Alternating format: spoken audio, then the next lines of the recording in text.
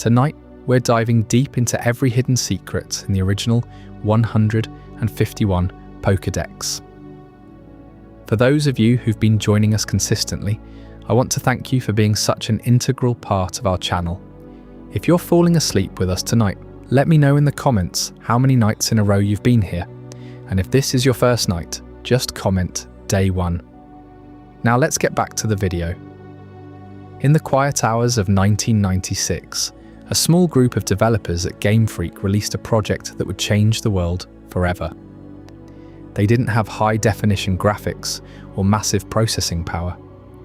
What they had were 320 kilobytes of space on a small grey cartridge and a dream of catching monsters in our pockets. But within those digital constraints, they didn't just build a game. They built a mythology. The original 151 Pokémon are more than just data points in the Kanto Pokédex.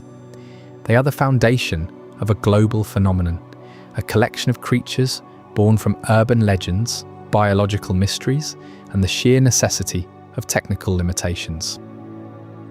Tonight we're going to peel back the layers of time and code.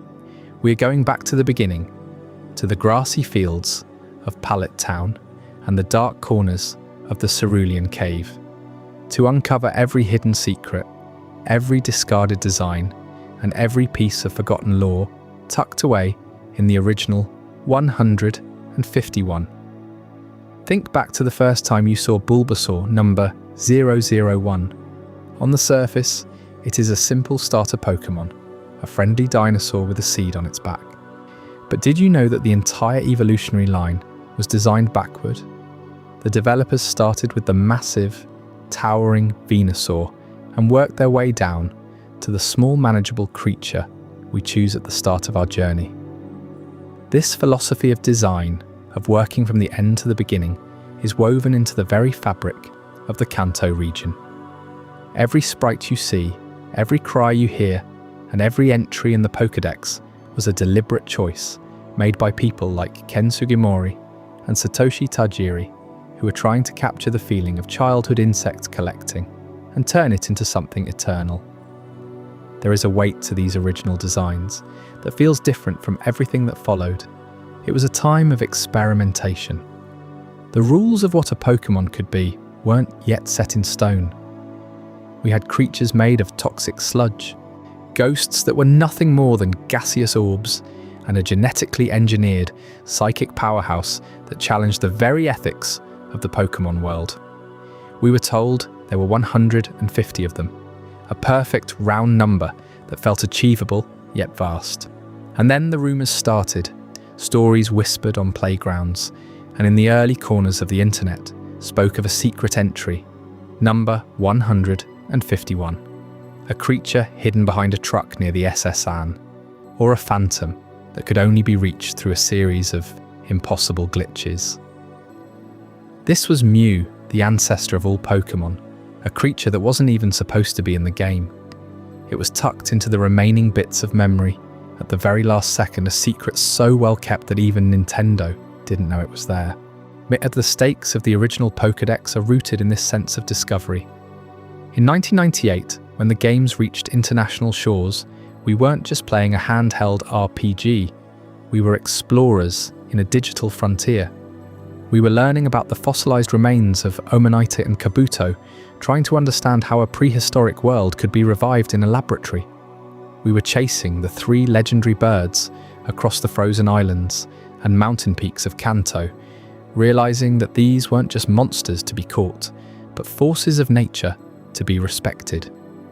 The lore of the first generation is dense with these themes of biology, evolution, and the intersection of nature and technology. It asks us where these creatures come from and what our responsibility is toward them. But as the years passed and the number of Pokémon grew into the thousands, many of the secrets of the original 151 were buried under new mechanics and new regions.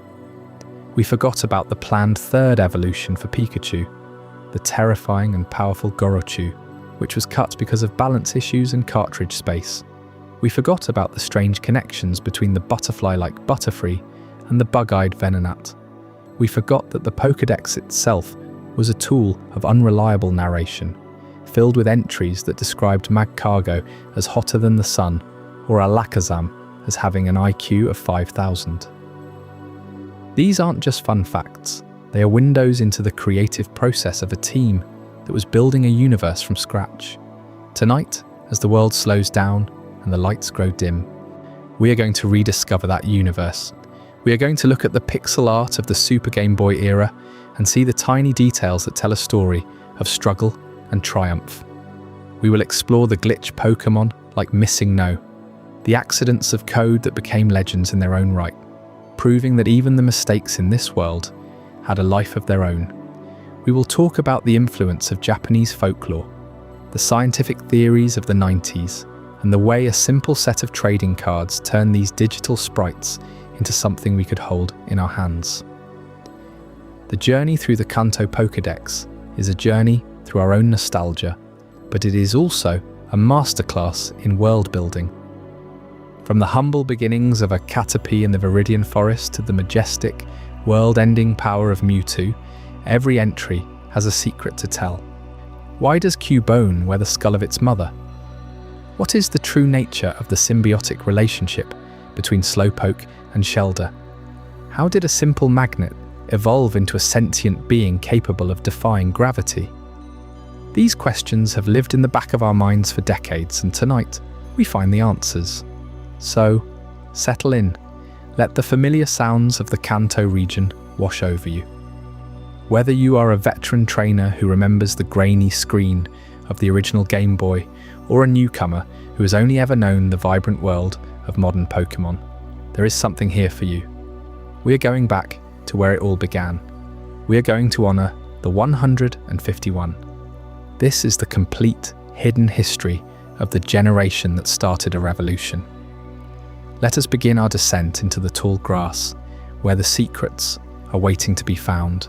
Imagine in 1996 a tiny team huddled in a cramped Tokyo apartment, betting everything on a wild idea that could either save their sinking magazine or bankrupt them forever. Game Freak wasn't some powerhouse studio back then. They were just three guys, Satoshi Tajiri, Ken Sugimori, and Junichi Masuda, pouring their souls into pixelated dreams on ancient Game Boy hardware. Their fanzine about video games was on life support, hemorrhaging cash after failed projects, like a point-and-click adventure and a racing game that never saw the light of day. Rent was due, morale was shot, and Nintendo wasn't returning calls. But Tajiri had this spark from his childhood, wandering the rural backroads of Machida, flipping rocks and netting beetles in sun-dappled forests. Those bugs weren't just hobbies. They were his world. Rare finds traded with friends like precious currency, evolutions unfolding in his hands from grub to glittering wings. That obsession became the blueprint. He dreamed up capsule monsters, pocket-sized critters you capture, train, and pit against each other in turn-based battles. Not dragons or gods at first, just everyday insects digitized into sprites, stuffed into virtual capsules to tame the chaos of the wild. Nintendo bit, but barely. They greenlit 2 Game Boy titles, Pocket Monsters Red and Green, launching February 27th in Japan. No fanfare, no budget for hype. The world didn't know it yet, but this was the birth of a phenomenon that would swallow billions. Cartridges were the villain here, those tiny plastic slabs dictating every choice. Game Boy carts maxed out at 8 megabits, about 850 kilobytes of space. Every byte counted. Sprites, 4 colors per pixel, monochrome screen be damned. Animations, forget fluid motion. A couple frames had to evoke life, sound, 8-bit beeps squeezed into waveforms that fit in scraps of memory. They coded over 151 monsters, from Bulbasaur's bulbous charm to Mew's elusive glow, but space choked them at every turn. Take the cries, those iconic chirps and roars that pierce every battle. No room for full voice samples or orchestral scores. So they got clever, brutally so. Each Pokémon's call distilled to a single, looping waveform, synthesized from raw noise and sine waves. Pikachu's Pika, a high-pitched zap glitch Masuda hammered out on a keyboard, pitched up from Zapdos's thunder. Charizard's bellow? Distorted roar baked from furnace hums. They recycled basses. Pidgey's trill flipped low for Raiden's grunt, stretching every kilobyte until the cart screamed. Limitations birthed genius. Those tinny wails lodged in brains worldwide, more recognizable than symphonies. Tajiri's bug-hunting soul threaded it all. Roots twisted like forest paths. Tall grass rustled with hidden encounters, just like flipping logs for a pinseer. Capture mechanics mirrored nets and jars. Weakened foes shaken into balls, probabilities tuned by status and health. Evolutions nodded to metamorphosis. Caterpie to Butterfree, a grub's quiet crawl exploding into powdery flight. Even the Pokédex echoed his collecting journal. Entries logging heights, weights, habitats, secrets waiting to be unearthed. Red and Green shipped October 15th that year, with Blue refining the roster, but Mew lurked absent from carts, a ghost programmed in but unlisted, accessible only by event or glitch. The ancestor of all DNA, Blueprint, hidden behind a truck in Celadon, whispering promises of what's to come. That desperate crunch forged the original 151 into something unbreakable. Cut content haunts the edges. A third Pikachu stage called Gorochu, axed for bytes, 3 stage lines shaved to 2. Ken Sugimori unified the chaos, his brushstrokes turning rough sprites into timeless icons, even hiring women to infuse cuteness into the roster. Genetic dreams, like Mewtwo, cloned powerhouse in a lab's shadows, fossil revivals clawing from Cinnabar's depths, legendary birds slicing skies over power plants and towers. It all crammed into Kanto's frontier, a digital wild where you, the 10-year-old trainer, step out from Pallet Town into infinity. Space limits didn't just constrain, they concentrated the magic, forcing every pixel, every beep, every evolution to punch above its weight. And as you wander those glitchy routes, hearing Missing Numbin whisper in the surf, you feel the gamble pay off. $1 billion empire from a boy's bug nets. But those very first choices, the grass, fire and water seeds you pick to shape your journey, that's where the real backward magic begins. Stick around for Chapter 2, the starters and the backward design, where we uncover how they dreamed evolutions in reverse, crafting legends from fully bloomed ends. Those cartridge constraints didn't just shape the sounds of Pokémon, they dictated how every creature came to life. It is starting with the very first ones you encounter: Bulbasaur, Charmander and Squirtle. Game Freak's tiny team, squeezed by the Game Boy's unforgiving limits, flipped the script on evolution itself. Instead of sketching babies and dreaming up what they'd grow into, they started at the end. Final forms first, then worked backward to their origins. Picture Ken Sugimori, the artist who gave these beasts their polished shine, staring at blank pixels and asking, what does the ultimate grass powerhouse look like? A hulking Venusaur, bulb bloated into a toxic cannon, back heavy with seeds ready to burst. From there, he carved Ivysaur, the awkward adolescent sprouting its first vines, and finally Bulbasaur, the innocent seed pod on stubby legs, hiding the monster within. That reverse evolution wasn't whimsy, it was survival. By locking in the finals, they ensured every stage fit the Pokédex's tight grid, sprites scaling down without losing menace. Charmander followed the same path. Charizard's wings had to dominate screens from the start. Fiery, draconic, a blaze that could eclipse mountains. Sugimori etched those leathery spans first, then shrank them to Charmeleon's claws, and tailed it to Charmander's flickering tail. Flame, that eternal pilot light warding off the dark. You pick it as your starter, oblivious to the inferno it's destined to unleash, but the designers saw the phoenix rising right from sketch 1. Squirtle's line twisted that formula hardest. Wartortle, the sly ninja turtle, with furred ears and watery jets, begged for something bigger, a true behemoth to cap the water starter's arc. But Blastoise? Those massive shoulder cannons weren't the original plan. Early concepts eyed Wartortle as the pinnacle, a compact warrior zipping through Kanto's waves. Memory overflow changed everything. They needed a splashier finale to rival Venusaur's bulk, and Charizard saw, so Blastoise erupted into existence, turtle tank with pressurized howitzers, blasting foes to oblivion. It gobbled extra sprite delta, but justified the squeeze, turning Squirtle from plucky diver into Admiral of the Seas. This backward blueprint echoes through the starter's lore. Bulbasaur slumbers in sun-dappled forests, its bulb pulsing like a heartbeat, whispering of Venusaur's jungle dominion.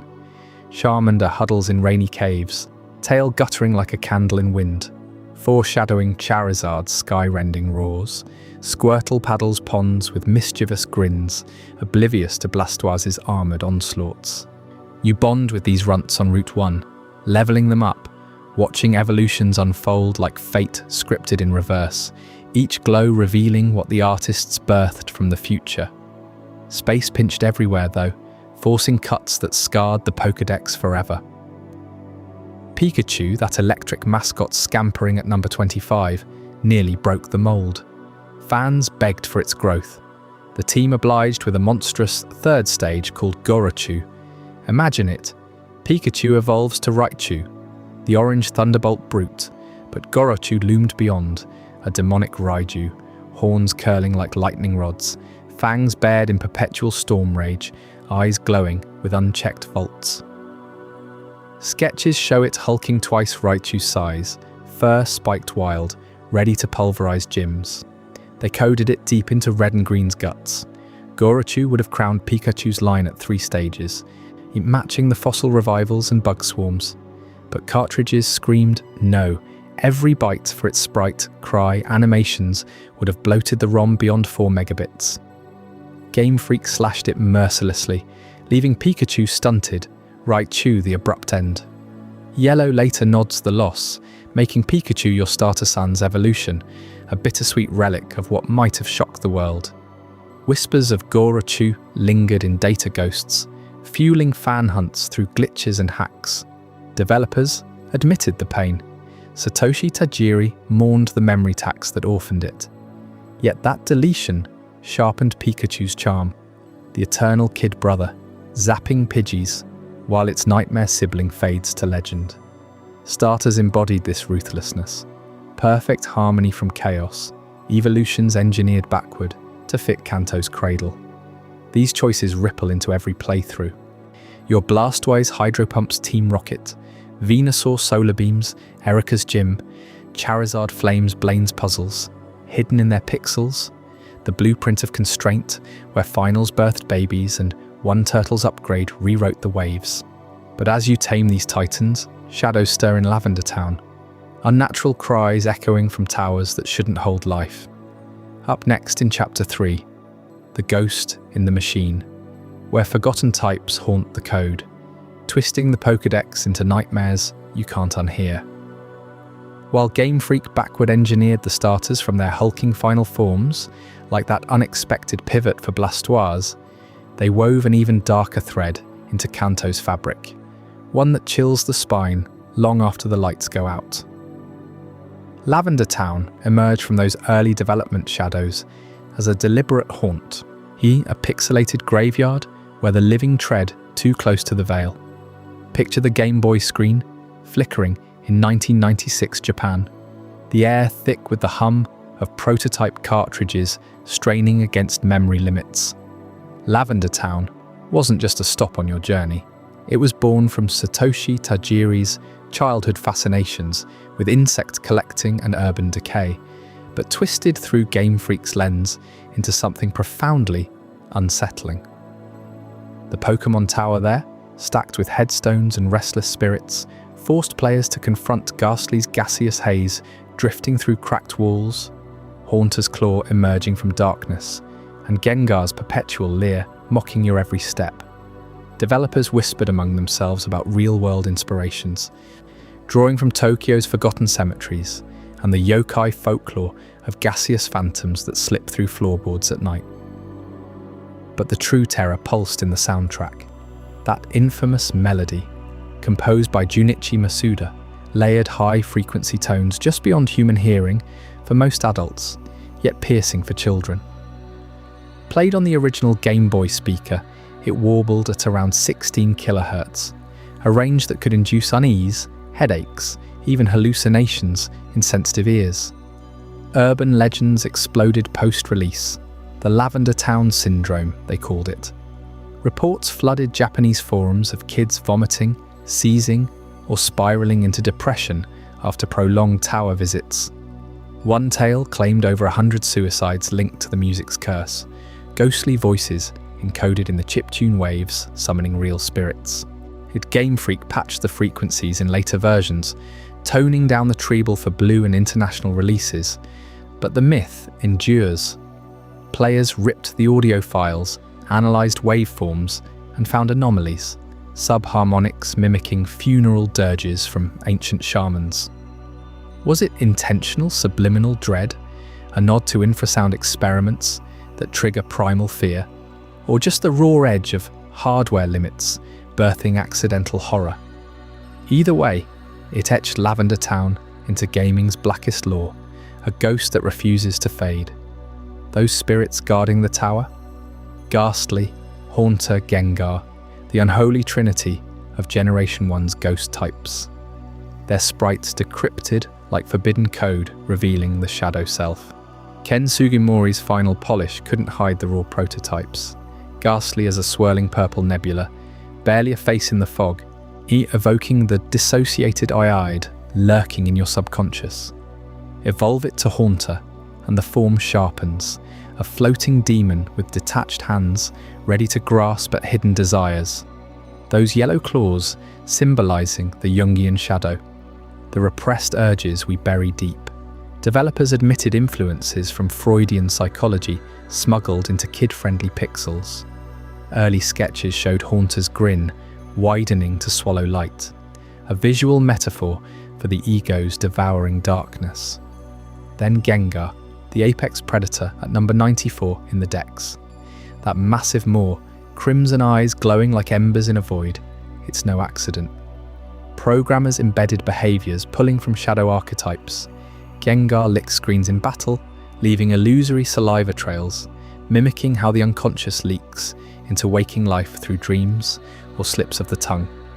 Dig into the code dumps from 1996 betas, and you'll find unused frames where Gengar multiplies, fracturing into mirror selves, a direct homage to the doppelganger myth where confronting your shadow self leads to madness or enlightenment. Game Freak's tiny team, fueled by all-nighters, channeled personal demons into these designs. Sugimori later confessed nightmares of gaseous entities haunting his studio sketches. Players felt it intuitively. Forums brim with stories of Gen 1 ghosts triggering insomnia, as if the sprites stared back through the monochrome display, whispering your buried secrets. Yet amid this spectral gloom, a lunar beacon flickered. Clefairy, number 35, the Moonchild nearly crowned mascot over Pikachu. In those frantic development months, the Game Freak toyed with Clefairy as the face of pocket monsters.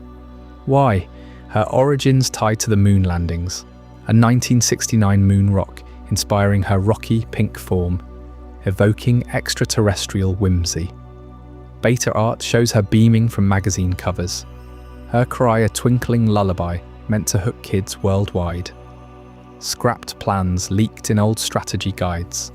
Clefairy was slated for Pikachu's spotlight in yellow, dancing under lunar cycles, her evolutions powered by moonstones symbolizing celestial rebirth. Developers drew from Japanese moon rabbit folklore, where Clefairy pounds mochi in craters, but laced it with scrapped lore of her as an alien ambassador, beaming down to befriend trainers. Imagine the what-ifs. Clefairy's meteor showers in early scripts, raining from space to spark evolutions. Her fairy typing foreshadowed decades early, despite being pure normal here.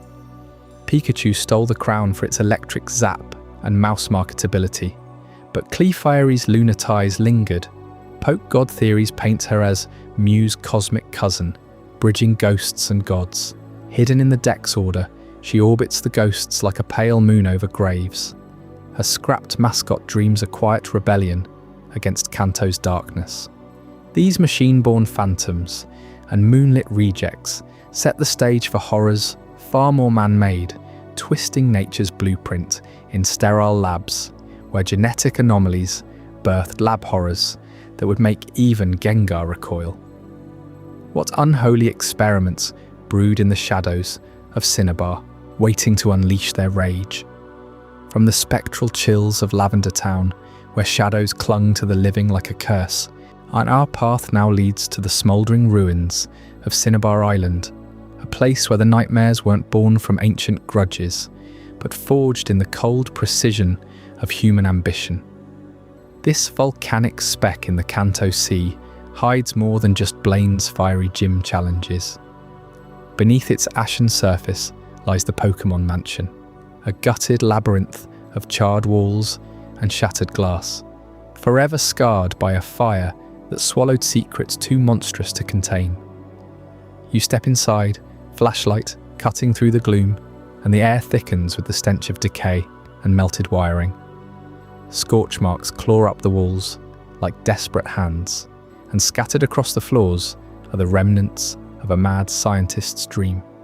Crumpled notes, rusted cages, and those infamous diary pages, brittle and yellowed, spilling the truth of what happened here.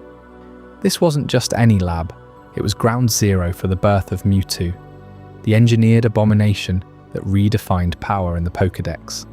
The journals start innocently enough, penned by a researcher whose handwriting grows frantic with each entry. He writes of a discovery on a distant South American expedition where a team unearthed a frozen specimen glowing with untapped potential. That specimen? Mew, the tiny pink phantom, said to be the genetic ancestor of every Pokémon that walks, flies, or swims in our world. Mew's DNA holds the blueprint for it all. The grasses that bloom from Bulbasaur's back, the flames that roar from Charizard's maw, even the electric fury of Zapdos streaking across stormy skies. But this scientist saw more than a miracle. He saw a weapon. Entry 1 details the capture, a net fired in Guyana's jungles, Mew thrashing with psychic bursts that shattered trees and drove men mad. They hauled it back to Cinnabar in cryogenic stasis, its body no bigger than a child's toy, yet pulsing with the essence of creation itself. The experiments began in the mansion's depths, away from prying eyes.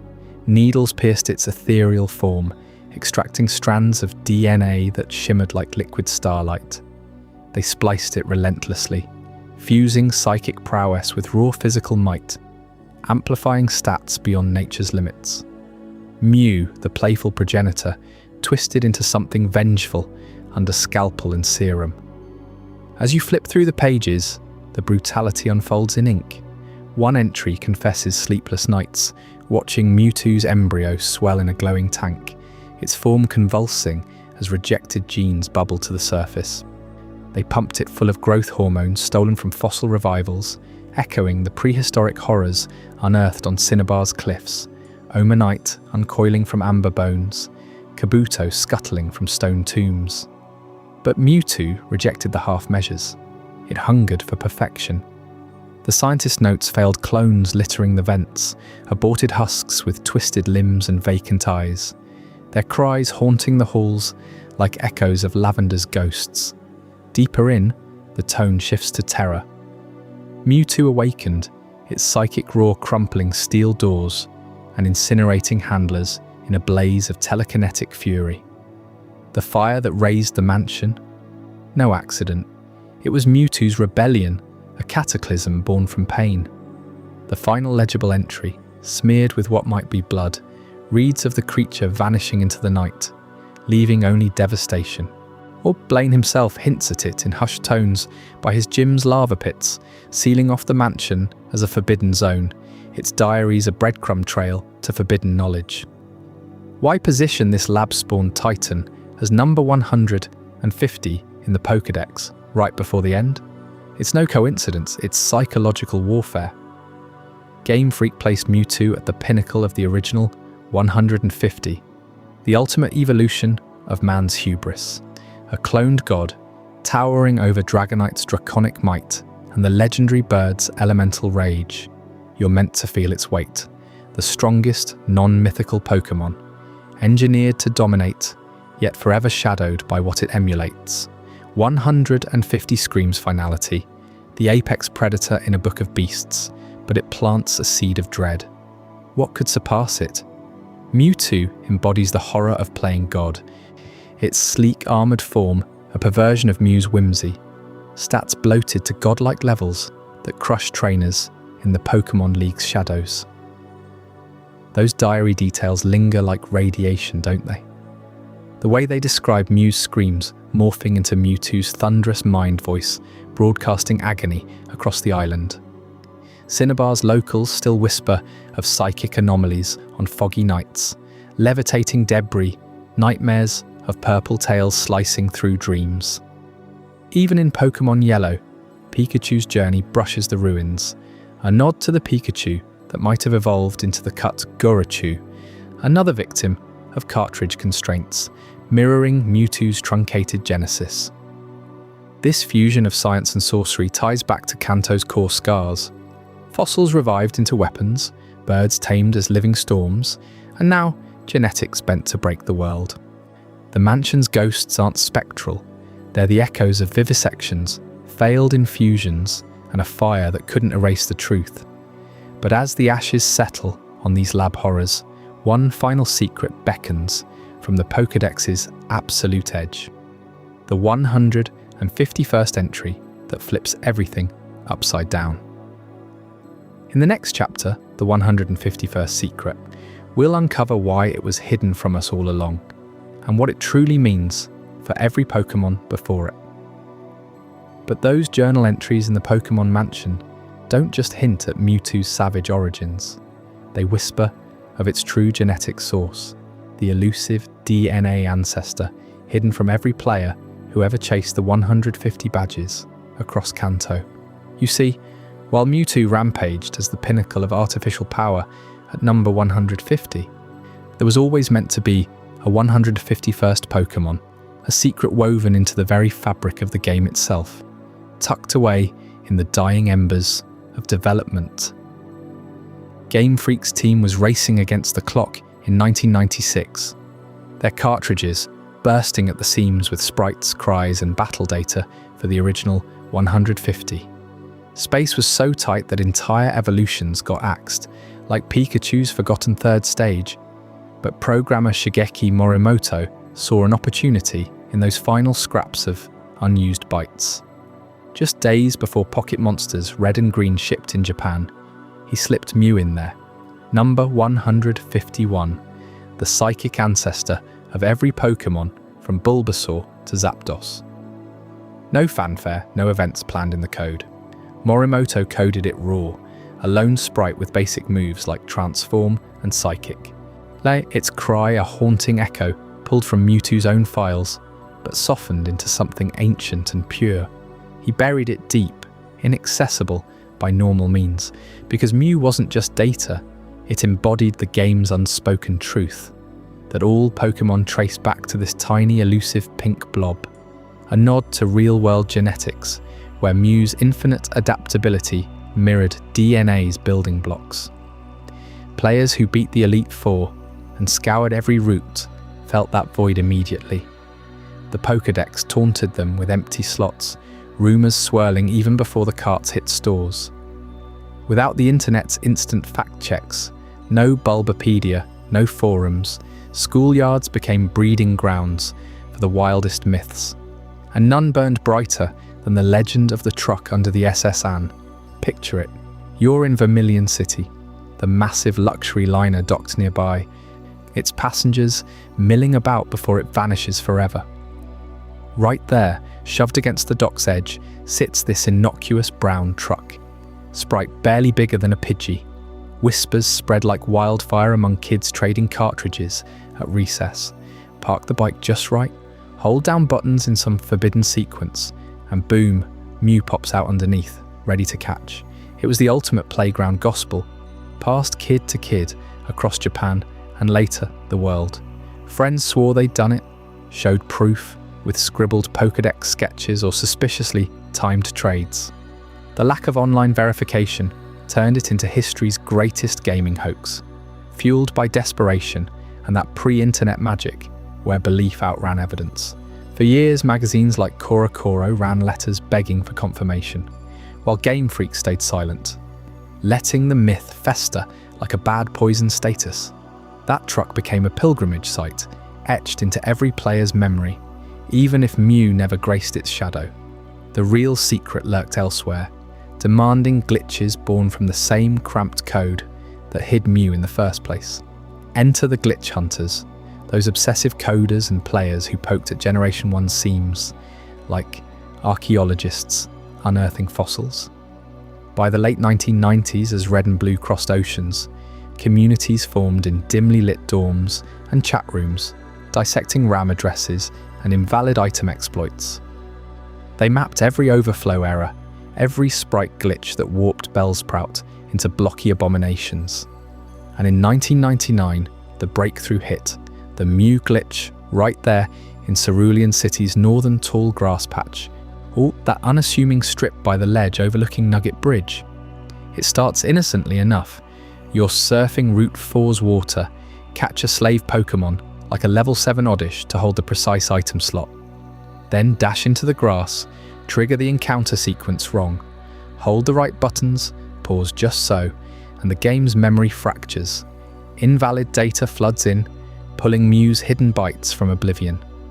No truck required, just patience and a warped understanding of how Nintendo's engine choked on its own limits.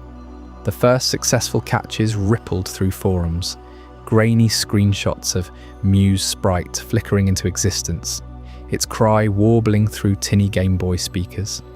Hunters like Gluon and the $GBA emulator crowd refined it, turning playground dreams into code reality. Suddenly Mew wasn't myth, it was yours, and a testament to the community's ingenuity against Game Freak's oversight.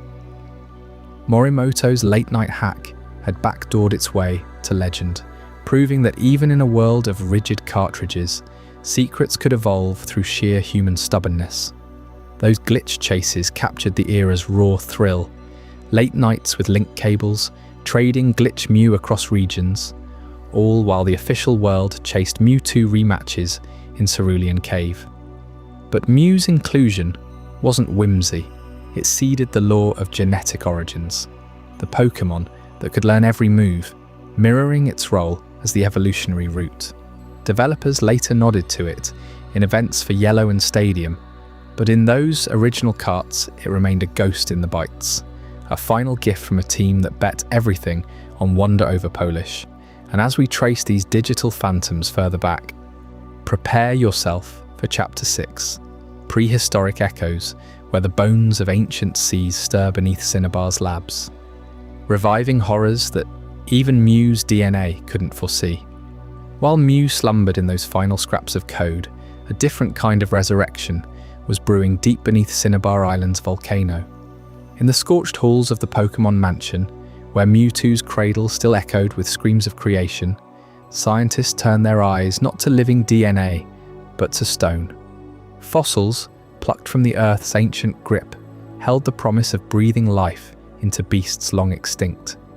This was the raw science of revival, a blend of paleontology and mad ambition that birthed the fossil Pokémon, Omanite, Kabuto, and Aerodactyl, the living echoes of a prehistoric world swallowed by time.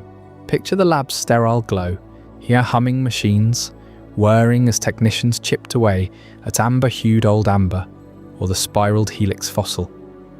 Omanite, that coiled ammonite with its tentacled underbelly, wasn't born from fantasy alone. It mirrors the real-world ammonites, marine cephalopods that dominated oceans for over 300 million years, their shells fossilizing in perfect logarithmic spirals across sedimentary layers from the Devonian to the Cretaceous. Game Freak drew straight from textbooks here, capturing how these shelled predators propelled through prehistoric seas with jet propulsion, much like modern squid. Revived through the lab's genetic synthesizer, Omanite spirals into Omastar, its shell thickening into a fortress, while tentacles whip out to crush prey. But the true genius lies in the Pokédex entries whisper. These weren't just revived, they were engineered to thrive in Kanto's modern waters, a testament to the lab's hubris in rewriting extinction. Then there's Kabuto, the dome-shelled enigma scuttling across the lab floor. Inspired by trilobites, those arthropods that crawled Cambrian seabeds 400 million years ago, Kabuto's compound eyes gleam with the same multifaceted vision that let its ancestors detect the faintest ripples in primordial ooze. Flip it over, and those hidden limbs evoke horseshoe crabs, living fossils unchanged since the Paleozoic. Evolving into Kabutops flips the script entirely. Gone is the swimmer. In its place rises a slash-happy reaper, with scythe-like arms forged from chitinous blades. Kabutops stalks shallow coasts, be slicing schools of Magikarp with surgical precision, its Pokédex height of 5 feet matching the largest known Eurypterids, sea scorpions that ruled ancient reefs as apex hunters. That scythe design, it hides a deeper connection, one that bridges prehistoric shadows to Kanto's present. Look closely at Kabutops' forearms, those razor-edged sickles glinting under lab lights.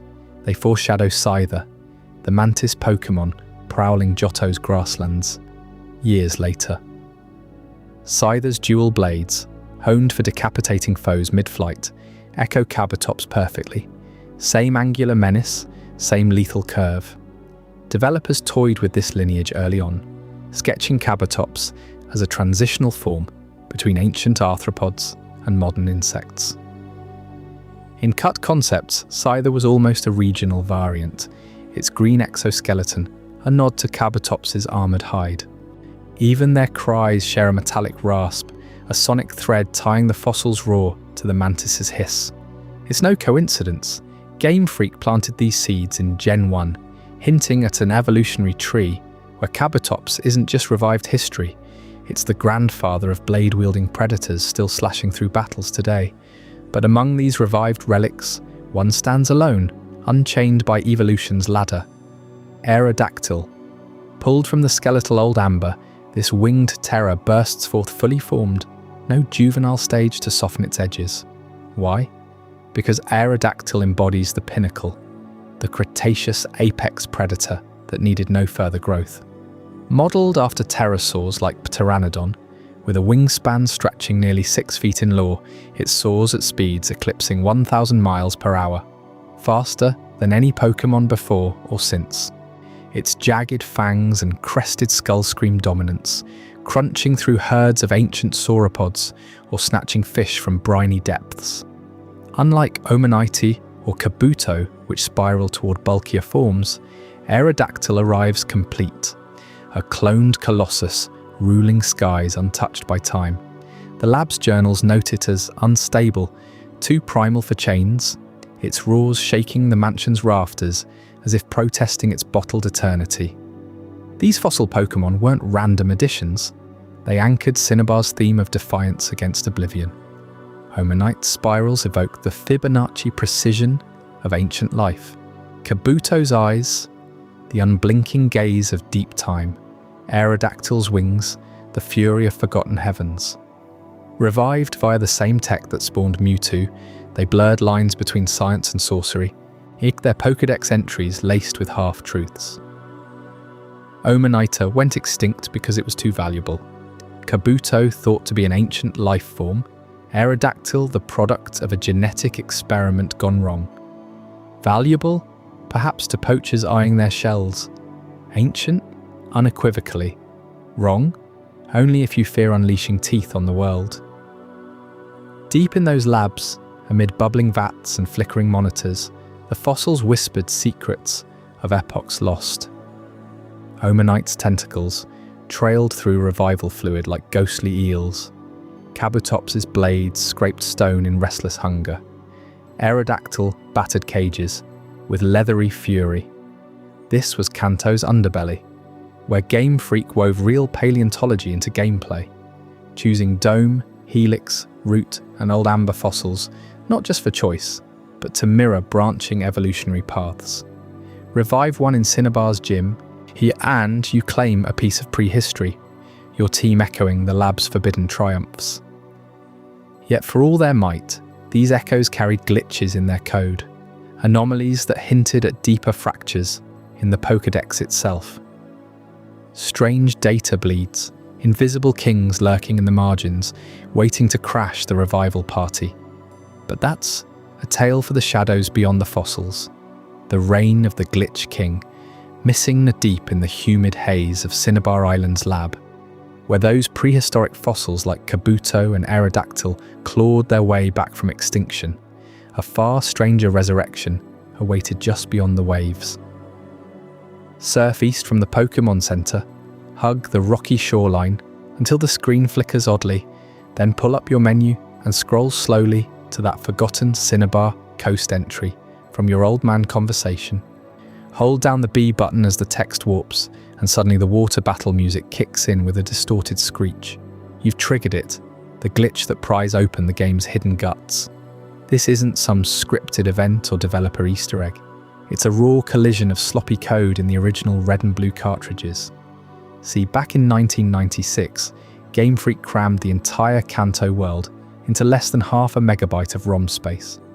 Every Pokémon encounter pulls from a tight lookup table, cross-referencing your location, time of day, and random seed to spit out a wild foe. But on Cinnabar's coast, that table points to an invalid memory address. Your earlier chat with the old man, the one who quizzes you on your starter, leaves a pointer in RAM, normally harmless. Scroll to it out of bounds while surfing though. And the game reads garbage data from the encounter slots reserved for Cerulean Cave or the Safari Zone. It overflows the buffer, yanking entries from the internal Pokémon index that no map should ever touch. That index runs deeper than the 151 you know.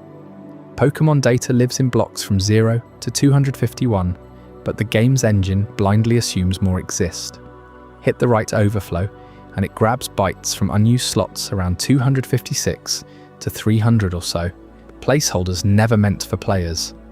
The result crashes into your party as missing no, the Glitch King himself, or sometimes its cousins like M or the eerie -- variants. No cry, no animation, just a hulking silhouette rising from the surf like a digital phantom born from corrupted code. Why does it look like that? A twitching block of scrambled pixels, glitching between a skeletal fossil armature and a feathered mess. Blame the sprite compression. In red and blue, its form hijacks Kangaskhan's graphics from Dex entry 115, but the data's overwritten by font tiles from the encounter screen. Those blocky letters, pulled straight from the game's text engine, mangle into jagged limbs and hollow eyes, evoking a half-formed Kabuto skeleton or Aerodactyl wing. Switch to blue version, and it leans more avian, feathers fraying into static. Yellow tweaks it further with Pikachu's influence, but the core horror stays. A Pokémon that's less creature, more error message made flesh. Encounter it at night, and the palette shifts to ghostly purples, as if the game itself is bleeding through the cracks. Players didn't just gawk, they caught it. Toss a Pokeball at this abomination, and victory sparks fly, but at a price. Your 6th bag slot duplicates to 99 copies. Rare candies, Master Balls, full restores, whatever sat there multiplies endlessly. Kids in 98 pored over playground whispers, no internet to debunk, racing home to test it, stack infinite Master Balls, and the Elite Four crumbles in minutes. Surf Cinnabar's coast becomes a rite of passage, warping endgame strategies forever. Competitive battles, ruined until Nintendo patched later carts. Hall of Fame saves corrupt into psychedelic trash. Beaches emptying of surfable water from graphical overflow. One wrong save, and your Blastoise's sprite turns to flickering noise. Yet that duplication hooked a generation. Speedrunners chained it with the clone glitch for 32 Master Balls in under an hour, trivializing Mewtwo hunts or Mew glitches. Item hounds farmed it safely, depositing junk first to multiply only what they needed. Forums exploded post-yellow, Bulbapedia threads, dissecting RAM hex dumps, proving the index bleed. Game Freak never intended this. Programmer Hiroshi Yamauchi later called it a happy accident from rushed assembly code. But it crowned Missing No as folklore royalty, a secret boss more mythical than Mew itself. Catch rates vary wildly. Sometimes it flees, sometimes it self-destructs your Safari game. But tame it, and you've got a bird type or glitch fossil that levels to infinity, stats overflowing into godhood. The glitch's ripple hit deeper than bags. It exposed the cartridge's fragility.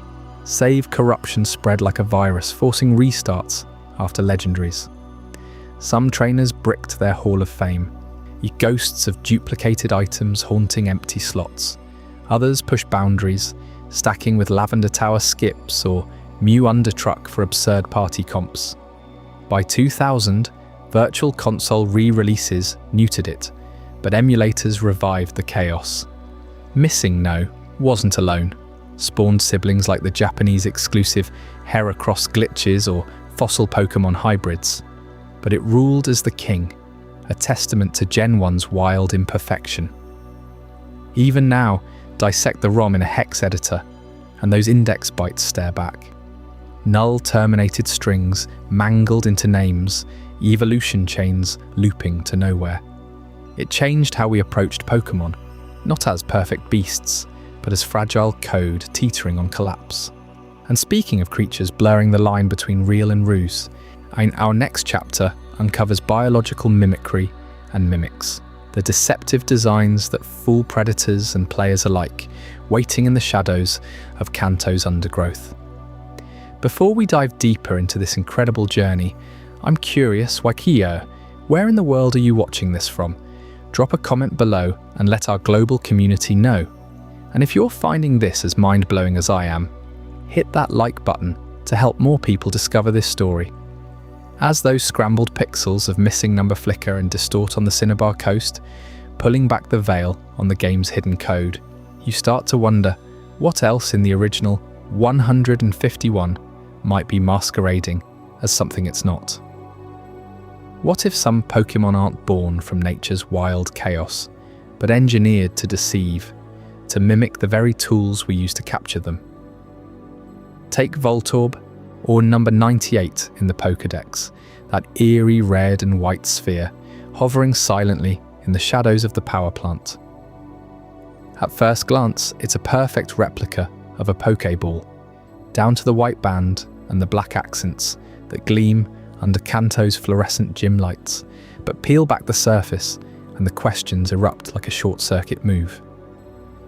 Did Voltorb evolve this way, through some twisted biological mimicry, camouflaging itself as the one object trainers fear most? Predators in nature do it all the time. Stick insects blending into twigs, octopuses shifting hues to vanish against coral reefs. Voltorb takes it further, pulsing with electricity, discharging shocks that paralyze anything foolish enough to approach. The Pokédex whispers of its explosive temper, how it self-destructs without hesitation, in leaving craters in the steel floors of abandoned facilities. Then there's its evolution, Electrode, number 101, the fastest thing in the Pokédex at a blistering 150 base speed, swollen to the size of a beach ball, eyes bulging with manic energy. It rolls through the rocket hideout like a living bomb, detonating on command. Theories swirl around these two like static in the air. Were they once ordinary Pokeballs, infused with experimental energy during Sylph Company? As clandestine projects, gaining sentience from leaked psychic radiation, or failed industrial experiments from the Kanto factories, prototypes for capture devices that rebelled, mimicking their creators' tech to survive? Designers at Game Freak drew from real-world ball bearings and grenades, but the lore hints darker. Voltorb's cries mimic the click of a ball opening, a siren call that lures trainers into touching it. In the anime, they infest power grids, shorting out entire cities, their faces twisting into grins as they explode in synchronized fury.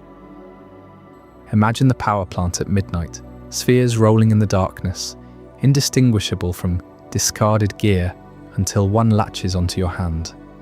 This mimicry runs deeper, threading through the Pokédex like a vein of exposed wiring. Enter Ditto, number 132, the ultimate shapeshifter, a quivering blob of pink protoplasm found lurking in the humid caves of cerulean or the icy depths of seafoam.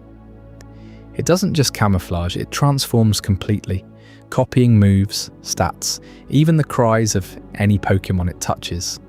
But here's the chilling secret buried in its data. Ditto weighs exactly 4 kilograms, the same as Mew, the mythical ancestor hidden at number 151.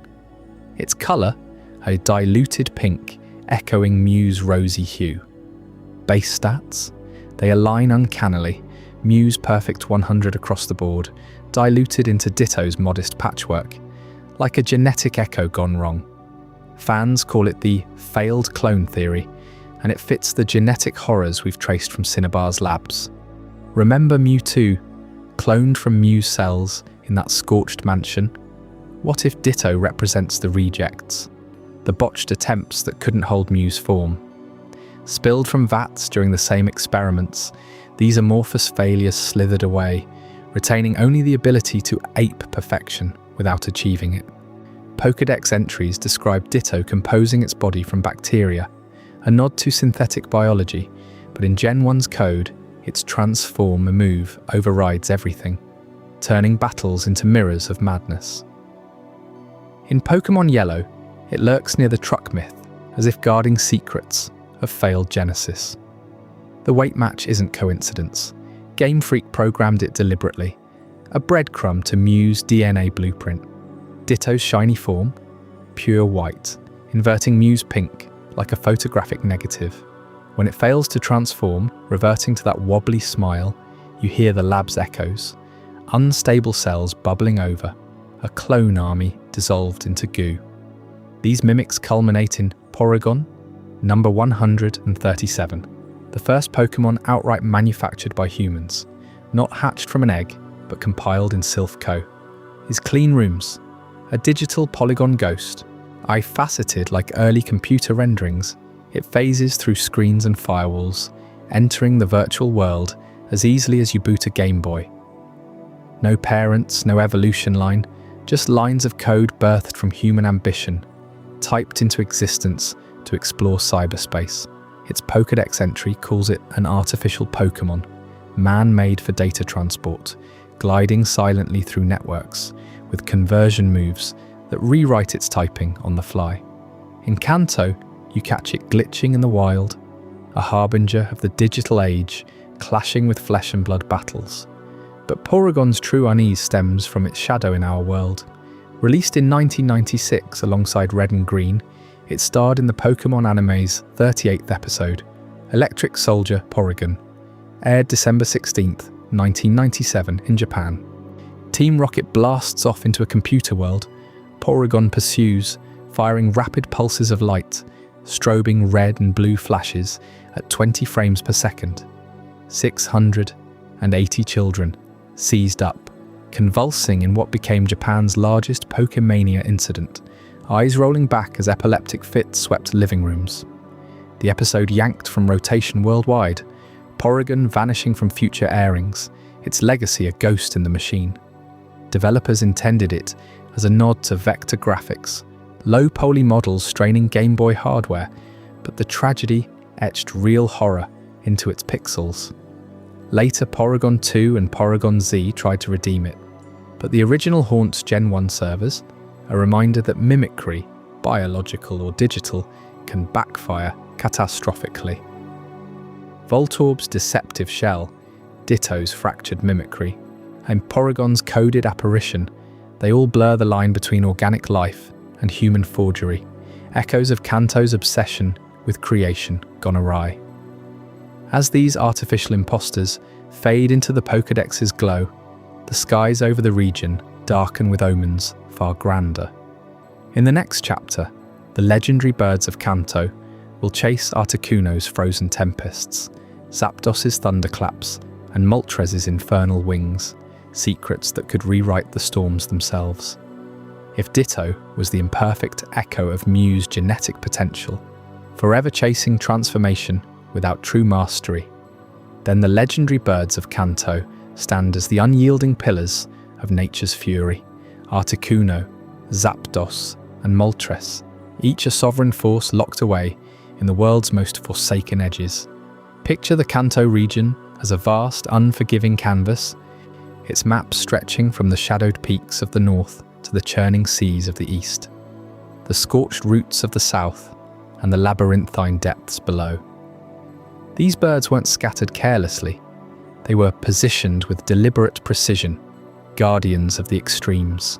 Articuno claims the glacial heart of Seafoam Islands, where cascading waterfalls freeze mid-fall into jagged spires, and the air bites with an eternal winter that numbs even the hardiest explorer's fingers.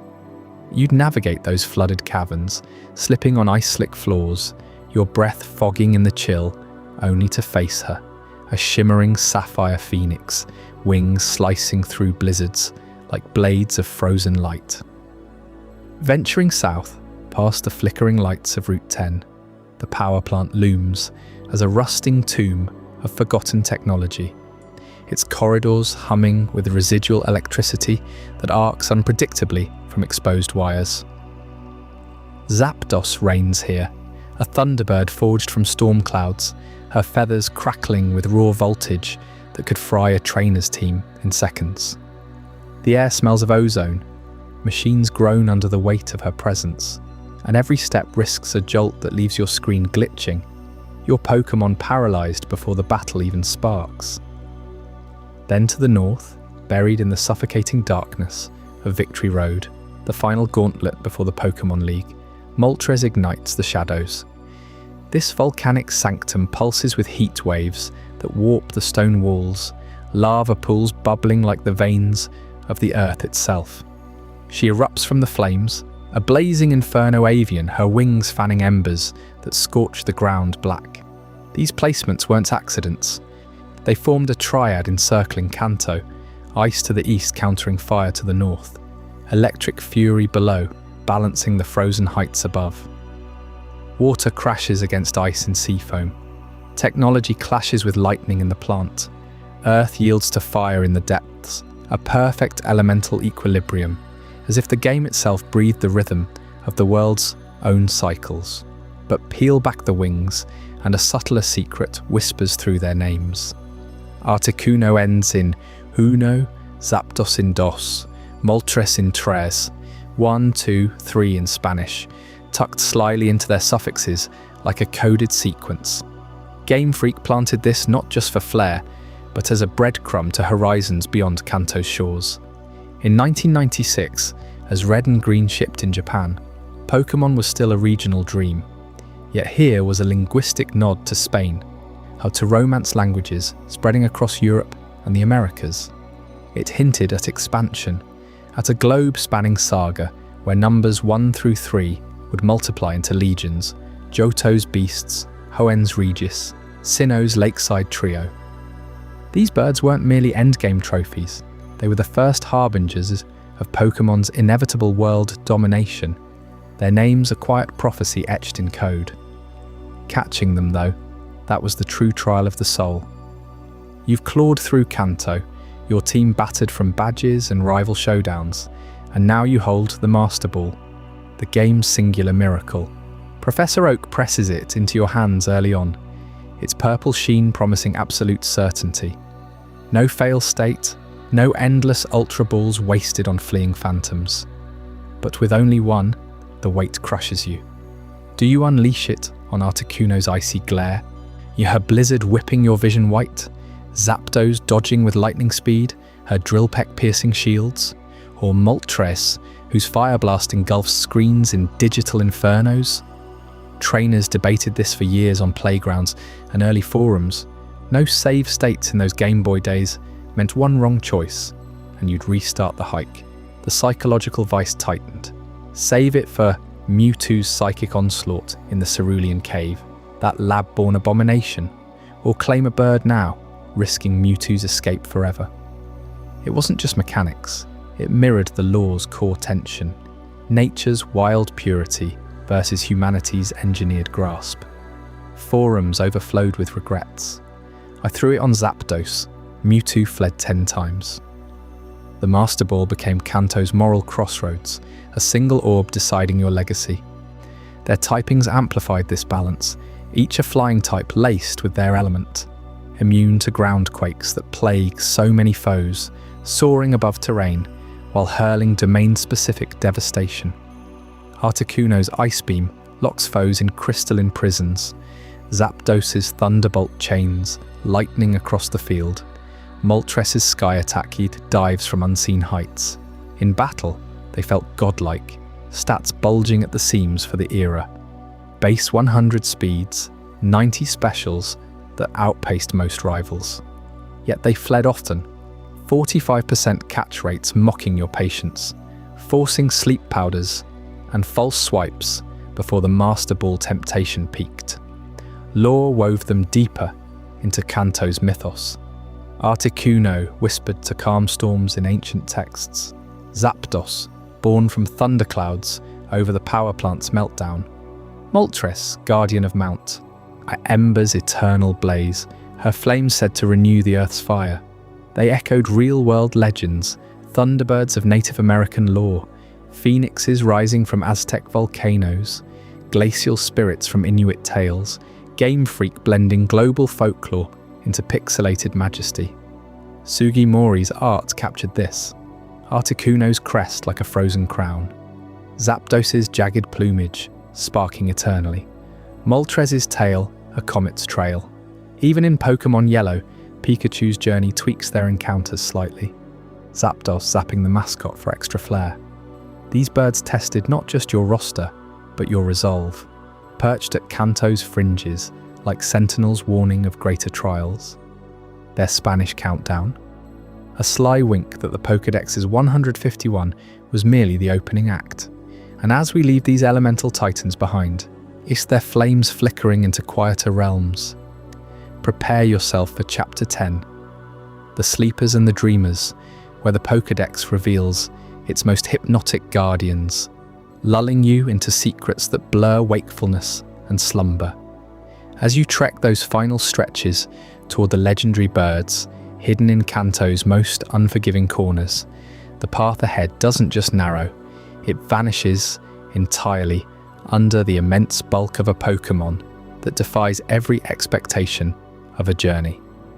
Snorlax, number 143 in the Pokédex, sprawls across Route 12 like a living mountain, its rhythmic snores rumbling through the screen, blocking your way from Vermilion City to Lavender Town. This isn't some random encounter, it's a deliberate wall, a colossal enforcer of patience in a game built for endless momentum. Game Freak knew exactly what they were doing here. In 1996, with cartridge space tighter than a Magnemite's coil, every bite counted toward carving out an adventure that felt vast yet contained. Snorlax wasn't just fat, its Pokédex entry calls it out at over 1,000 pounds, a behemoth that eats and sleeps without end. But plant it in the middle of the road, and suddenly your rush to collect badges grinds to a halt. You can't fight it awake. It's impervious, a snoring sentinel demanding you detour. Head south to Fuchsia City, snag the Poké Flute from the Safari Warden's kid after wrangling his teeth-gnashing trophy, then backtrack north. That flute's melody pierces the slumber, rousing not one, but two Snorlax, one here, another later on Route 16. Each yields rare items, like leftovers in later games. But in Generation 1, it's pure progression gate. This sleeping giant became the perfect pacing tool because it mirrored real life in subtle genius. Pokémon training isn't sprinting gyms non-stop. It's cycles of battle, grind, and rest. Snorlax forces you to explore side paths, battle wilds you might skip, level up unevenly. Developers like Satoshi Tajiri drew from his bug-collecting youth, where nature's rhythms, day, night, hibernation, dictate the hunt. Without Snorlax, Kanto collapses into a straight line from Pallet Town to the Elite Four. With it, the world breathes, expands, teaches that true power comes from preparation, not barreling ahead blindly. Imagine the playground debates, kids trading flute strategies, parents wondering why their Game Boy session hit a brick wall of blubber. It hooked a generation into deeper play. But Snorlax is only the surface of Sleep's grip in the original 151. Deeper in the subconscious lurk the hypnotists, Pokémon, that weaponize dreams against you. Jigglypuff number 39, that pink puffball with eyes like bottomless wells, doesn't attack outright. It sings, a lullaby so potent your entire party drifts off, helpless for turns on end. Fail to block it, and you're scribbled on in its eternal grudge, faces marked with crayon rage when you wake. Its Pokédex whispers of failed concerts, audiences slumped in eternal nap. A balloon of frustration, belting tunes no one hears. Then there's Drowsy, number 96, the tapir-masked dream eater, straight from Japanese yokai lore. It hypnotizes, then siphons your nightmares, leaving you drained, feverish.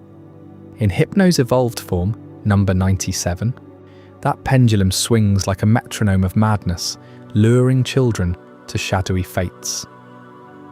Generation 1 didn't stumble into this, it plumbed the subconscious deliberately. Psychic types dominate the late Pokédex, but Sleep threads through like a hidden vein.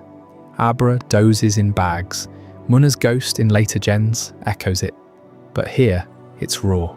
Jigglypuff's marker, a nod to real-world sleep studies, where REM phases birth vivid, forgotten worlds.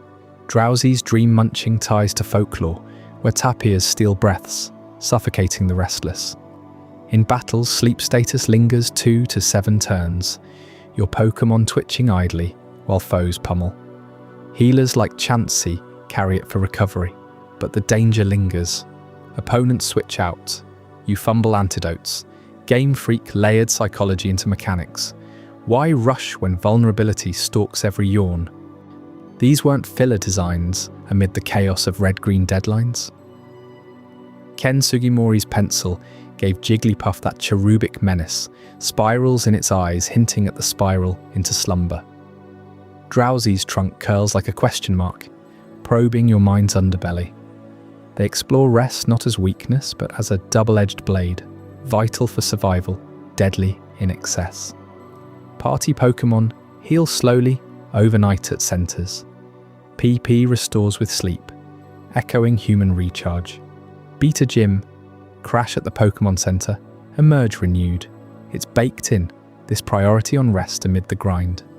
Fast forward to today, and Pokémon Sleep, the 2023 app, crystallizes it all. Track your ZAs with your phone, wake to Snorlax variants dozing on your pillow data, Jigglypuff grading your snore symphony. Generation 1 sleepers weren't accidents. They prototyped recovery as core. Snorlax blocks to make you earn your breakthroughs. Hypnotics remind that overreach invites collapse. In a Pokédex born from cartridge constraints, Sleep became the unsung hero, pacing your legend, whispering that even champions must close their eyes. Yet those enforced detours around Snorlax hint at bigger mysteries, tucked away in Kanto's wilds. Places where rare catches demand coins and cunning, fueling conspiracies that still baffle trainers today. Next time in Chapter 11, the Safari Zone Conspiracy, we uncover why that fenced paradise hides quotas, vanishing prizes, and glitches that rewrite the game's code itself. As the fog of Jigglypuff's lullaby fades and Snorlax's snores echo into silence, you push onward through Kanto's wild fringes, where the air thickens with the scent of damp earth and distant thunder. Here in the sprawling enclosures of Fuchsia City's Safari Zone, the game's design turns predatory, luring you into a trap disguised as paradise. This isn't your standard route with Pokeballs and battles. No, the Safari Zone demands you play by house rules. 30 Safari Balls, a step counter ticking like a bomb, and choices that feel like gambles in a back alley casino. Bait to calm the beasts, rocks to anger them, muddle to confuse their flight instincts. One wrong move and your prize bolts into the grass, leaving you empty-handed and 500 steps poorer. Developers at Game Freak crafted this labyrinth not just for challenge, but to mirror the thrill of real-world safaris, where patience frays against the untamed. Yet beneath the swaying palms and rippling ponds lurks something far more sinister, a conspiracy etched into the code itself.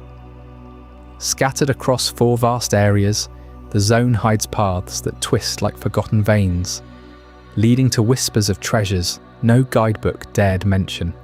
Players in the late 90s scoured these fields for hours, controllers slick with sweat, convinced the game mocked them. Why? Because the true heart of the zone was buried, its doors sealed by cartridge constraints that forced ruthless cuts.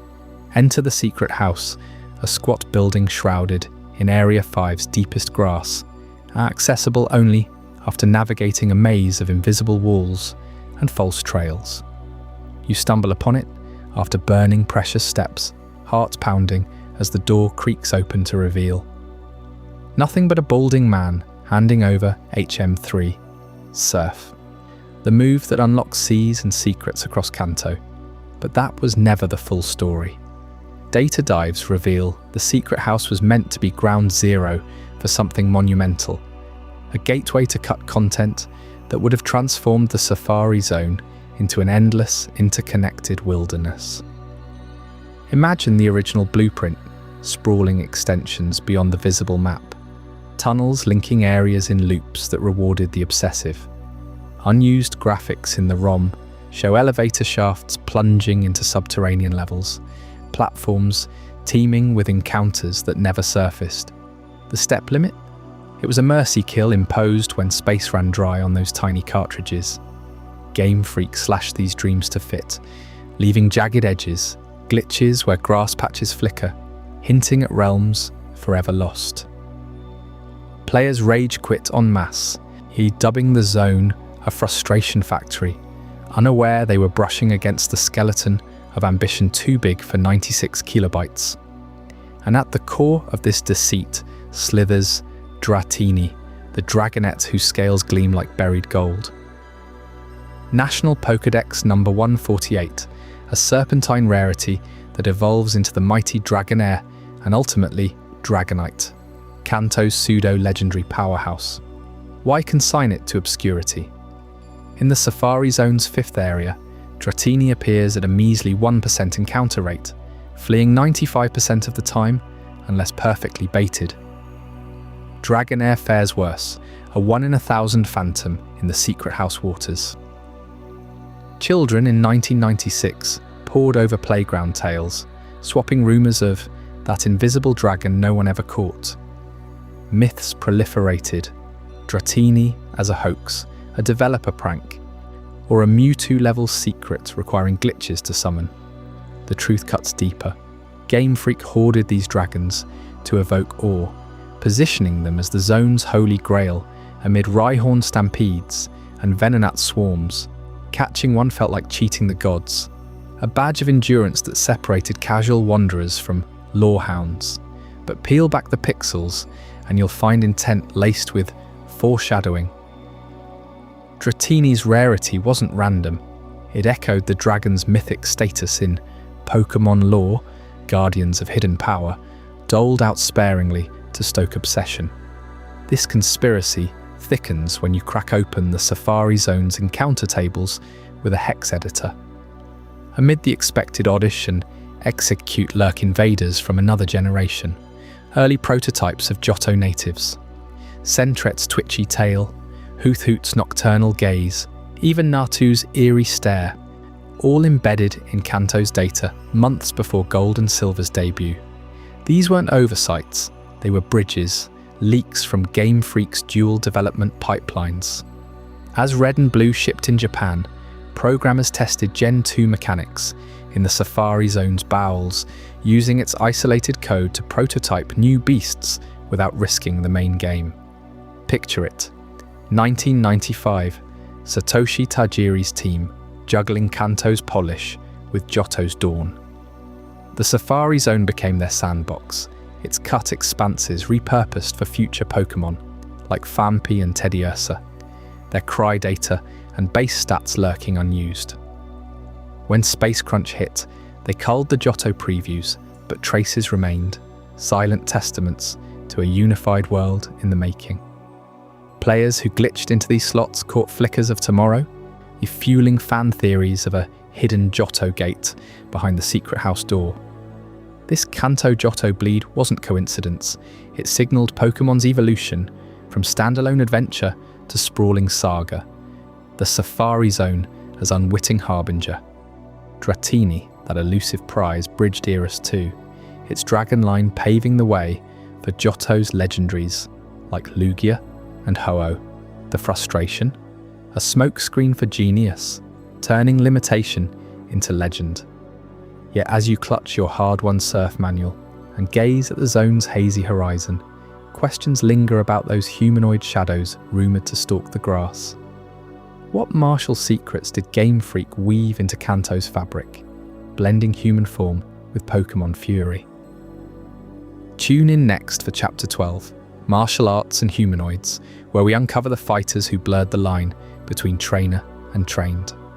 Those elusive Dratini and Dragonair may have fueled endless myths in the Safari Zone's tangled grass.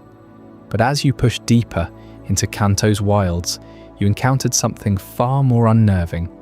Pokémon that stood upright on two legs, mimicking human forms, with an eerie precision that blurred the line between trainer and trained. Hitmonlee and Hitmonchan burst onto the scene like shadows from a kung fu flick, their bodies sculpted for combat in ways that screamed homage to martial arts legends. Picture Hitmonlee first, its impossibly elongated legs coiled like springs, feet stretched into razor-sharp blades ready to unleash a devastating high kick. This wasn't just some random fighter. Game Freak drew straight from Bruce Lee, the dragon himself, whose lightning-fast kicks defined an era of cinema. Those legs? A direct nod to Lee's iconic flexibility, the way he'd snap them out in films like Enter the Dragon, defying physics with every strike. Hitmonlee's Pokédex entry even hints at it. Its limbs extend and contract at will, powering up attacks that could shatter stone. Trainers whispered that catching one felt like summoning a piece of Hong Kong action history, its red bandana and glaring eyes evoking Lee's unyielding intensity. But Hitmonlee never stood alone. Right across from it, in the Pokédex, lurked Hitmonchan, the counterpoint, the boxer with fists like wrecking balls. Shorter, stockier, with those permanent boxing gloves fused to its hands, it was Jackie Chan's spirit-made pixel. Chan, the everyman stuntman who turned punches into poetry, weaving through fights with acrobatic flair in movies like Police Story. Hitmonchan's four glowing punches, each a different elemental fury, mirrored Chan's versatile brawling style, rapid jabs turning into haymakers that left opponents dazed. These two weren't evolutions of each other. They were rivals by design, locked in an eternal standoff. In the games, you'd find them haunting the same foggy routes, like martial arts masters circling in a dojo, daring you to pick a side. Fans latched onto this duel immediately. Hitmonlee's kicks versus Hitmonchan's hooks became the stuff of playground battles, a tribute etched into Gen 1's DNA that celebrated East Asian cinema at its peak. Their presence pulled Kanto's humanoid theme into sharper focus, a gallery of beings that walked, gestured, and emoted just like us, yet twisted into something profoundly alien. And then there was Jinx, gliding in with a design that sent shockwaves far beyond the Game Boy screen. Tall, elongated, with a golden headdress and lips painted in stark, exaggerated crimson, she evoked a seductive ice queen from folklore, but not without controversy. Early sprites rendered her skin a deep, shadowy purple-black, her features mimicking minstrel show caricatures in a way that hit like a cultural misfire.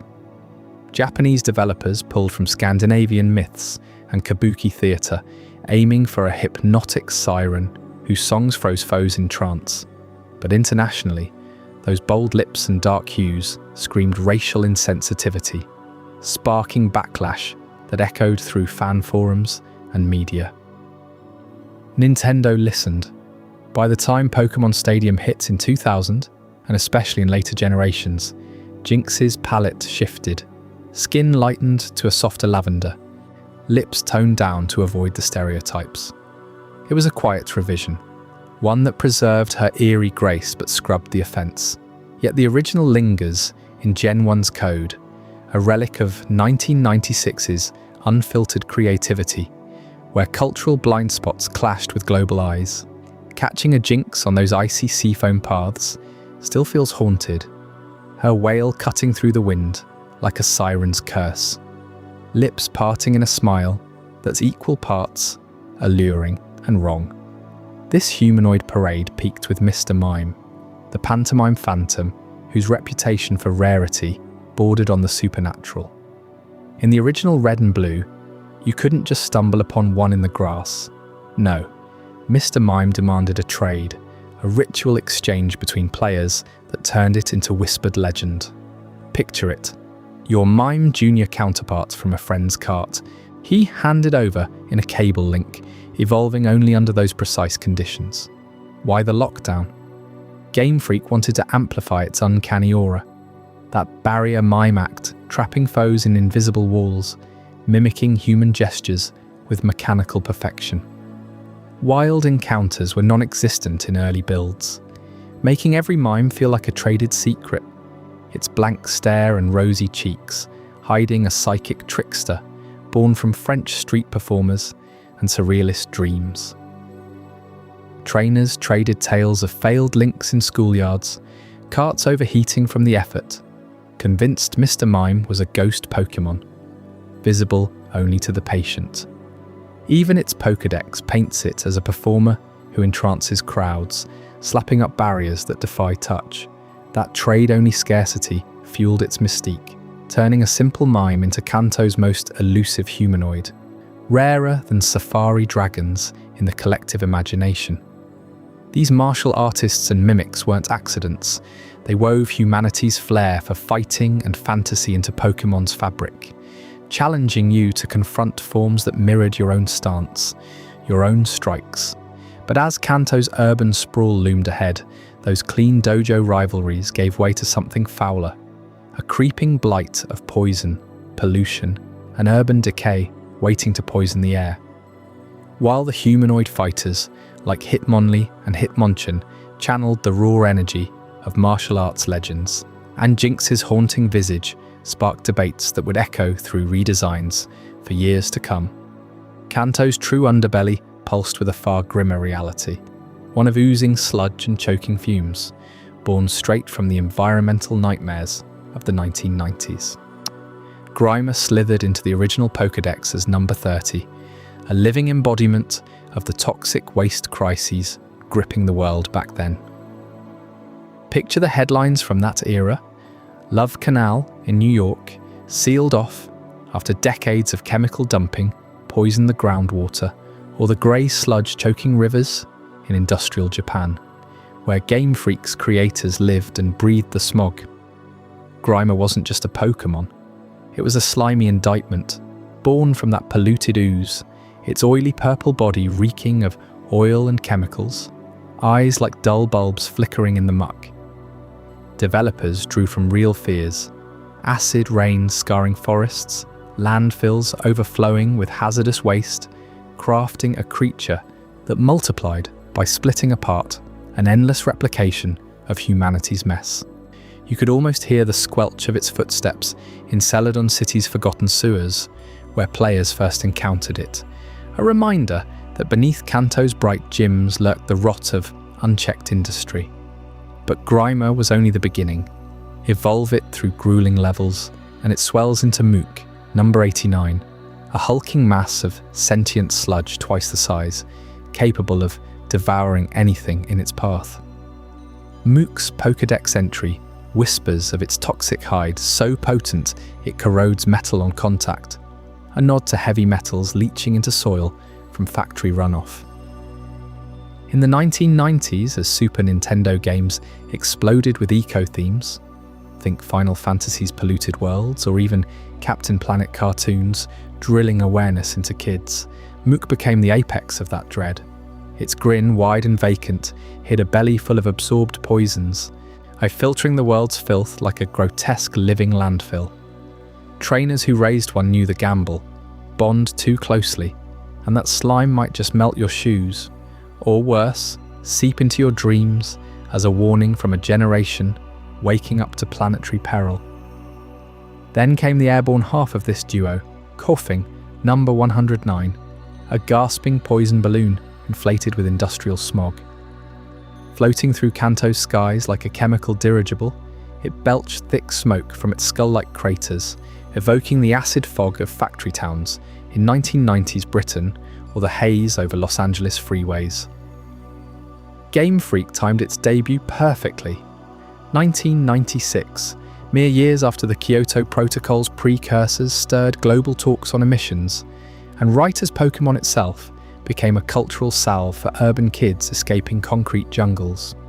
Coughing's explosive tackle and self-destruct weren't playful. They mirrored factory blasts from gas leaks, its perpetual cough a symphony of respiratory warnings.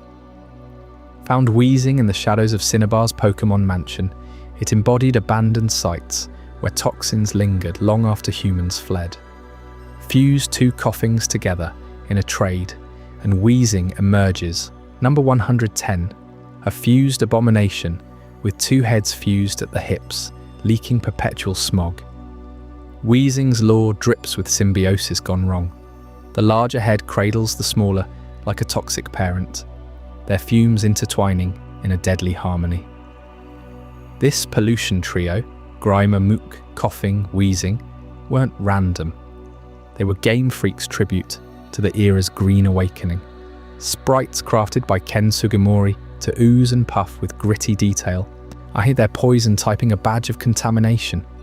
No cute evolutions here, just escalation into bigger, deadlier polluters, challenging players to tame what society couldn't.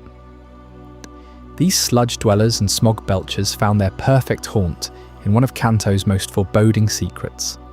The power plant, a sprawling ruin east of Route 10, swallowed by the sea on one side and forgotten by time on the other. Surf across the waves at low tide, and you breach its corroded walls, greeted not by humming generators but by flickering shadows and electric howls. Officially, it's a haven for Zapdos, the Thunderbird legendary nesting amid rusted turbines, but dig deeper into the lore, and it reveals itself as a graveyard for discarded industrial Pokémon. Voltorb, an Electrode rolling like deranged Pokeballs amid the debris. Magnemite clusters magnetized to warped beams, all mutated guardians of a site poisoned beyond repair. Whispers in fan theories backed by game data dumps paint a darker tale. The power plant wasn't just abandoned, it was a dumping ground for failed experiments from Silphco and Cinnabar labs, where Grimer slime-clogged cooling pipes and coughing fumes shorted circuits until the whole facility went dark. Pokémon Yellow's Pikachu companion glitches here, spawning Missing No in the surf's edge, as if the plant's decay warped reality itself. Trainers venture in for TM25 Thunder and rare Electabuzz sightings, but the air grows thick, screens flicker with static, and every Magnemite swarm feels like a warning. Stay too long and the pollution claims you. This wasn't accidental design. Game Freak mirrored real nuclear scares like 3 Mile Island or Chernobyl's 1986 meltdown, turning a power source into a toxic tomb where electric ghosts patrolled the graves of industry's rejects. Yet amid this decay, Kanto hid one of its most bizarre symbioses, a fusion that shattered evolution's rules. Slowpoke and Shelder, numbers 128 and 90, locked in an aquatic pact that birthed Slowbro. Slowpoke, the dopey pink dilettante, with a tail perpetually dripping from its oblivious falls into streams, roams seafoam islands and southern shores, staring blankly as the world spins. Its tail, rich with regenerative enzymes, draws predators, But Shelder, the jagged bivalve with venomous tongue, doesn't devour. It latches on, biting deep and triggering metamorphosis. Imagine the scene. A slowpoke drifts, hind tail trailing, until a Shelder clamps like a living crown, injecting paralytic toxins that force-feed growth hormones. Slowpoke's tail hypertrophies into a massive, Shelder-headed limb. Slowbro, number 80, now a hulking sorcerer with psychic might amplified by the bivalve's shell brain. Pokédex lore calls it mutual benefit. Shelder gains mobility, and Slowpoke's intellect boosts its smarts, but early drafts hint at coercion. Shelder's vice grip turning host into puppet. This broke Gen 1's mould. No level-up glow, no stone, just raw ecology, a parasitic partnership echoing real deep-sea commensalism where clams hitch rides on fish. In Pokémon Stadium battles, Slowbro's withdrawn amnesia showcase the fusion's genius. Shelder's armour fused with Slowpoke's latent powers, birthing a tank that yawns through psychic storms. Ice Slowking takes it further in later lore, but in the original 151, Slowbro stood alone as rule breaker, found fishing in Fuchsia City or slow dancing in Cerulean Cave. Players puzzled over it, no trade needed, just patience and a King's Rock hinting at destiny. This wasn't whimsy, it mirrored 1990s biotech buzz, gene-splicing fears from Jurassic Park to real coral symbiosis studies. Game Freak weaving nature's weird alliances into Kanto's web. As Kanto's polluted veins throb with these toxic sentinels, from sewer sludge to power plant phantoms, symbiotic slowpokes fusing in forgotten tides. The Pokédex edges toward even stickier snares, where tiny terrors swarm in grassy ambushes and turn every route into a trainer's worst reckoning. Tune in tomorrow night for Chapter 14, The Bug Catcher's Nightmare, where the smallest foes deliver Gen 1's most infuriating swarms. I hope you're as amazed by this as I am. If you want to stay updated on more content like this, make sure to subscribe and join our community of curious minds. Trust me, what's coming next will challenge everything you thought you knew.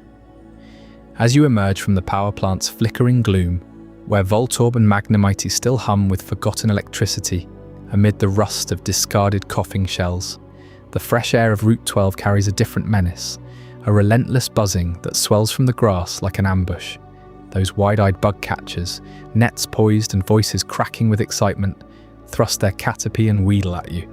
The first real taste of battle for any fresh-faced trainer stepping out from Pallet Town. But here's the cruel twist in Kanto's design. These bugs evolve faster than almost anything else in the early game, rocketing from fragile worms to Beedrill and Butterfree in mere handfuls of experience points. While your rivals Pidgey or Rattata plod along toward their second forms. Think about it. You grind through Viridian Forest, swatting at Kakuna and Metapod, dangling from branches like living cocoons, and suddenly your Weedle stings its way into Kakuna at level 7, then erupts as Beedrill by level 10, twin lances gleaming, ready to poison anything in its path. Caterpie follows the same blistering pace, Cocoon to Wings in under 20 levels total. Butterfree psychic-tinged scales, shimmering as it scatters sleep powder across the screen. Game Freak crafted this as the perfect early game trap, a siren call for novice trainers. You pour your limited Pokeballs into these common swarmers, dazzled by their speed, only to watch them crumble against the first real hurdles like Rock Tunnel's Geodude or the Cerulean Gym's waterlogged Staryu. Why so hasty? The data reveals it. Beedrill caps at a middling base speed of 40, Butterfree's defences paper-thin at 50, both outpaced by the deliberate evolutions of Pidgeot or Raticate that demand patience and strategy. It's a deliberate gut punch, teaching you that raw power spikes mean nothing without staying power, turning those triumphant buzzes into echoes of regret by the time you hit Bill's lighthouse. Yet amid this swarm, one bug catcher prize lurks with a horror that transcends pixels, a Parasect whose glowing orange mushroom cap pulses like a parasite's throne. Peel back the Pokédex entry, and you'll find the nightmare fuel. Parasect isn't just a cicada shell ferrying a fungus, it's a puppet. The host insect long dead, its body hijacked from within. This draws straight from the cordyceps fungus, a real-world terror that Game Freak unearthed from nature documentaries of the 90s. In tropical forests, cordyceps spores latch onto ants, burrowing into their exoskeletons, hijacking the nervous system with chemical commands. The ant climbs to the highest leaf, clamps its jaws in a death grip called summit disease, and bursts with spores to infect the colony below, all while the fungus devours its brain from the inside. Satoshi Tajiri and his team amplified this for Parasect. The Paras bug hatches innocent, but evolution at level 24 seals its doom as the mushroom sprouts, sapping its will, and turning it into a spore-spewing zombie that shambles through Kanto's caves. Players in 1996 Japan whispered about it on playgrounds.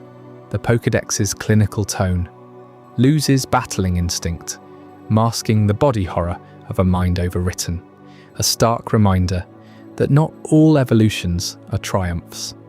That dread lingers as you push toward the safari zone, where the grass parts to reveal the mantis and stag beetle that every kid coveted. Scyther and Pinsir, locked in version-exclusive rivalry that fueled playground wars between red and blue carts. Scyther, the sleek green version exclusive, slices through foes with scythe arms, honed to base attack 95. A blur of green fury evoking samurai legends from feudal Japan, its cry a metallic hiss that still chills. Pinsir counters in red, you crushing with vice-like horns at the same brutal stats, a sumo wrestler's grip incarnate, body slams echoing like thunder. Game Freak didn't randomize this split by accident. It defined the red versus blue social dynamic. Siblings trading cartridges at recess to complete their teams, bragging rights hinging on who snagged the rarer mantis first. Scyther's scarcity in blue, absent entirely, forces desperate safari zone hunts, baiting blocks of honey amid herds of rhyhorn, while Pinsir demands the opposite in green. This exclusivity wasn't filler, it mirrored Kanto's fractured map, reds charging east to Fuchsia, blues west to Cerulean, their bugs becoming badges of allegiance. Collectors hoarded duplicates, glitches like the Safari Zone step counter exploited for endless chances. But that rivalry burned brightest in 96, when owning both felt like conquering worlds apart.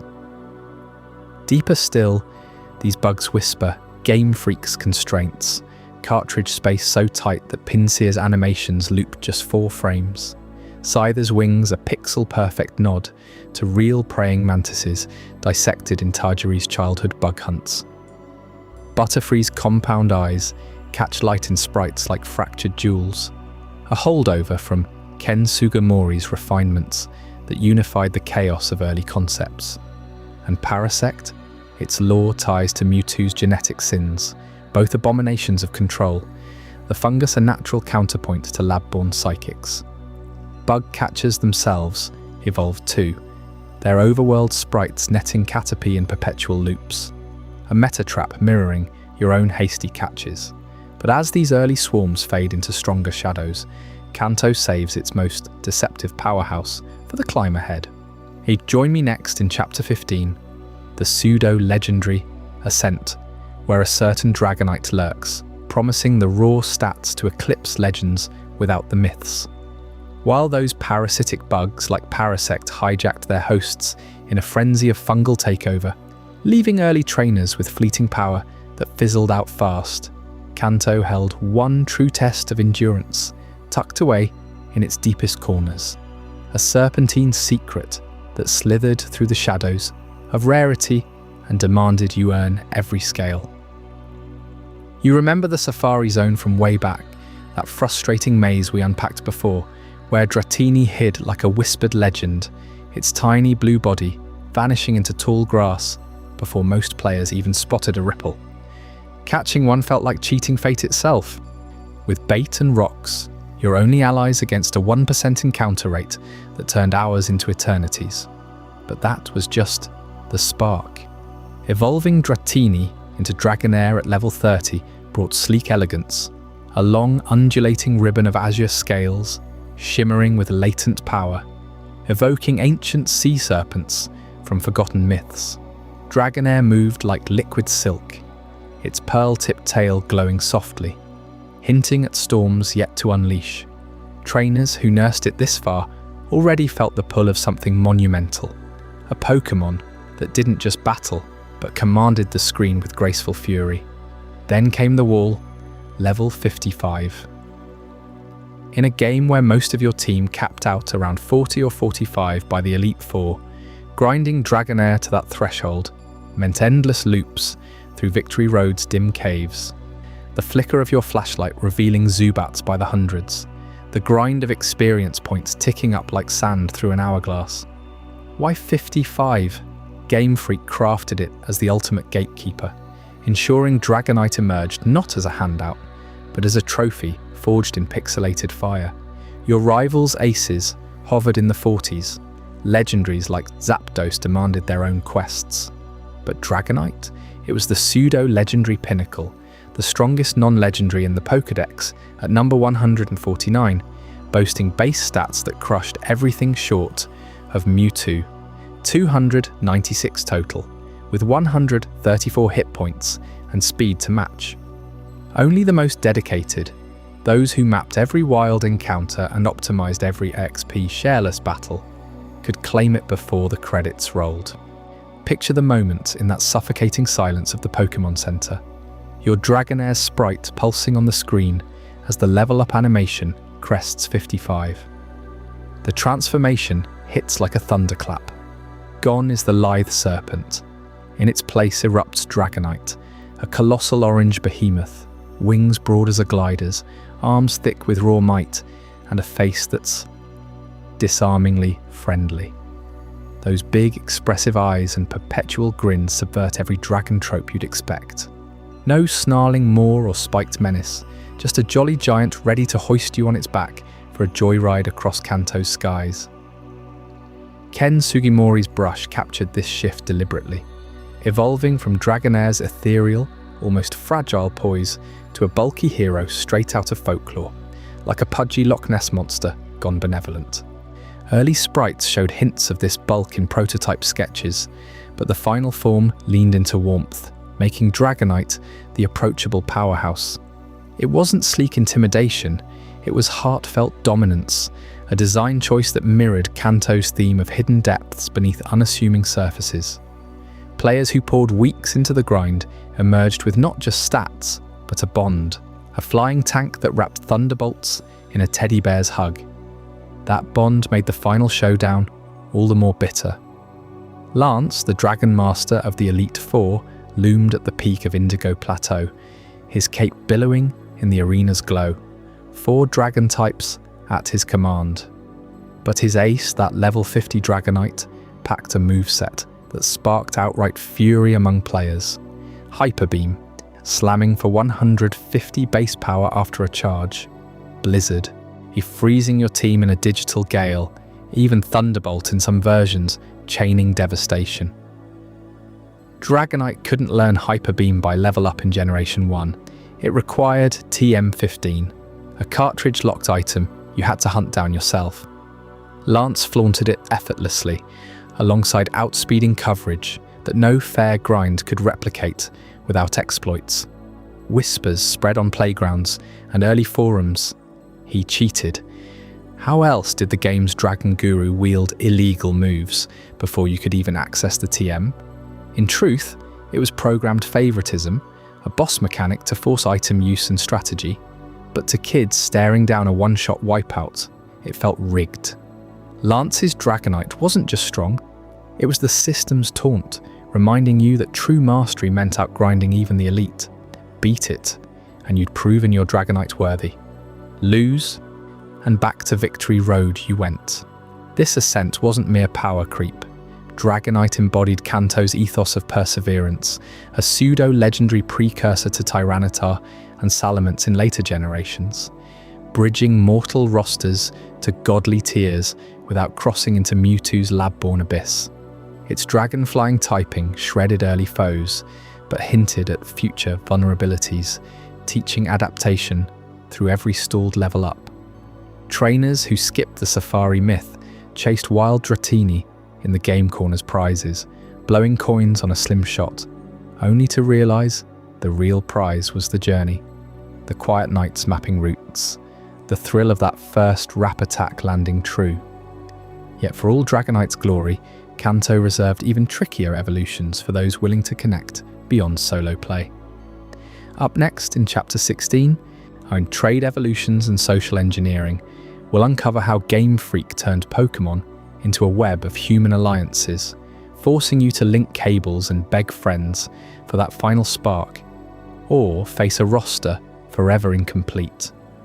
But even as you basked in the glow of your freshly evolved Dragonite, that massive orange behemoth finally breaking free from its serpentine shell, after all those painstaking levels, your Pokédex stared back at you with gaping holes, entries that refused to fill no matter how many wild encounters you chased or gym badges you claimed.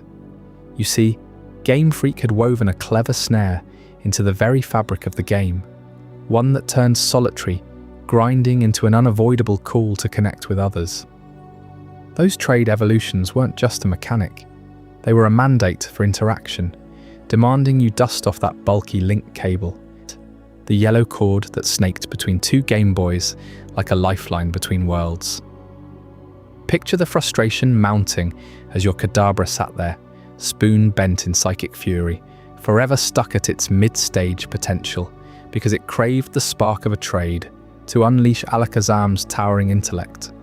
Or your Machoke, fists clenched and ready for glory, waiting patiently for that handshake with another player's Pokémon to bulk into the four-armed Machamp powerhouse. And don't get me started on Graveler, that rocky boulder of a fighter, rumbling with untapped power, but immobile until swapped away, emerging as the impenetrable golem on the other side. In 1996 Japan, classrooms buzzed with this unspoken urgency. Kids huddled at recess, link cables tangled like vines, negotiating trades under the watchful eyes of teachers who had no idea they were witnessing the birth of a social revolution.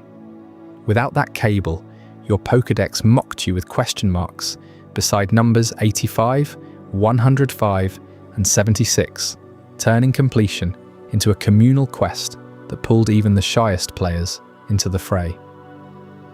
This wasn't accidental design, it was pure social engineering, a nudge from Satoshi Tajiri himself, drawing from his own childhood bug hunting days where solitude gave way to shared discoveries. By gating these evolutions behind human connection, the games transformed Pokémon from a solo adventure into a web of relationships, forging bonds that outlasted cartridges. You had to talk, barter, maybe even befriend the kid down the street who hoarded the right Pokémon, all to see that satisfying evolution animation flicker to life. And it worked. Millions of children who'd never spoken to each other before found common ground over a traded Graveler, the link cable beeping its approval as Golem rolled into existence, heavier and mightier than before. That very same ingenuity flickered right at the game's dawn, in the opening cinematic that greeted every single player firing up red or green for the first time. Before you even named your starter, before Oak's lab came into view, the screen lit up with a shadowy jewel, a snarling Nidorino, poison spike gleaming, lunging at a grinning Gengar, its gaseous form swirling with malevolent glee. No levels, no Pokeballs, just raw primal combat, ending in a flash of defeat for the Nidorino as the screen faded to black. It was the first battle you laid eyes on, burned into retinas worldwide, a teaser that whispered secrets of what lay ahead. Gengar, number 94 in the Dex, couldn't be caught in the wild. You had to nurture a ghastly through Haunter, then trade it away for that final spectral evolution. That cinematic wasn't random spectacle. It was a psychological breadcrumb, planting the seed of trading's necessity long before your first route to one step. Players obsessed over it, replaying the intro on worn-out Game Boys, wondering how to summon that ghostly icon. It lingered in fan art, nightmares, and playground legends, the Gengar's cackle echoing as the ultimate prize, forever tied to the link cable's hum. Even today, boot up an emulator, and that battle hits like nostalgia lightning, reminding you that Pokémon was always about more than solo victories. It was engineered to draw you out, to make you seek others for the ghosts only they could help you raise. Layered atop this was the masterstroke of version exclusives, a divide and conquer tactic that turned local trades into a global phenomenon. Red locked away exclusives like Ekans, Oddish and Mankey, while Blue hoarded Sandshrew, Vulpix and Meowth, Pokémon you could glimpse in the wild, but never own without swapping versions. Launch day in Japan saw siblings and strangers alike clustering around school gates, cables flying as kids bartered for that missing Bellsprout or Growlithe, their Pokédexes half empty without the other's half. It created scarcity on purpose, a dopamine hit every time a traded Farfetch'd had arrived, its leak blade sharp and ready. This exclusivity didn't stop at borders.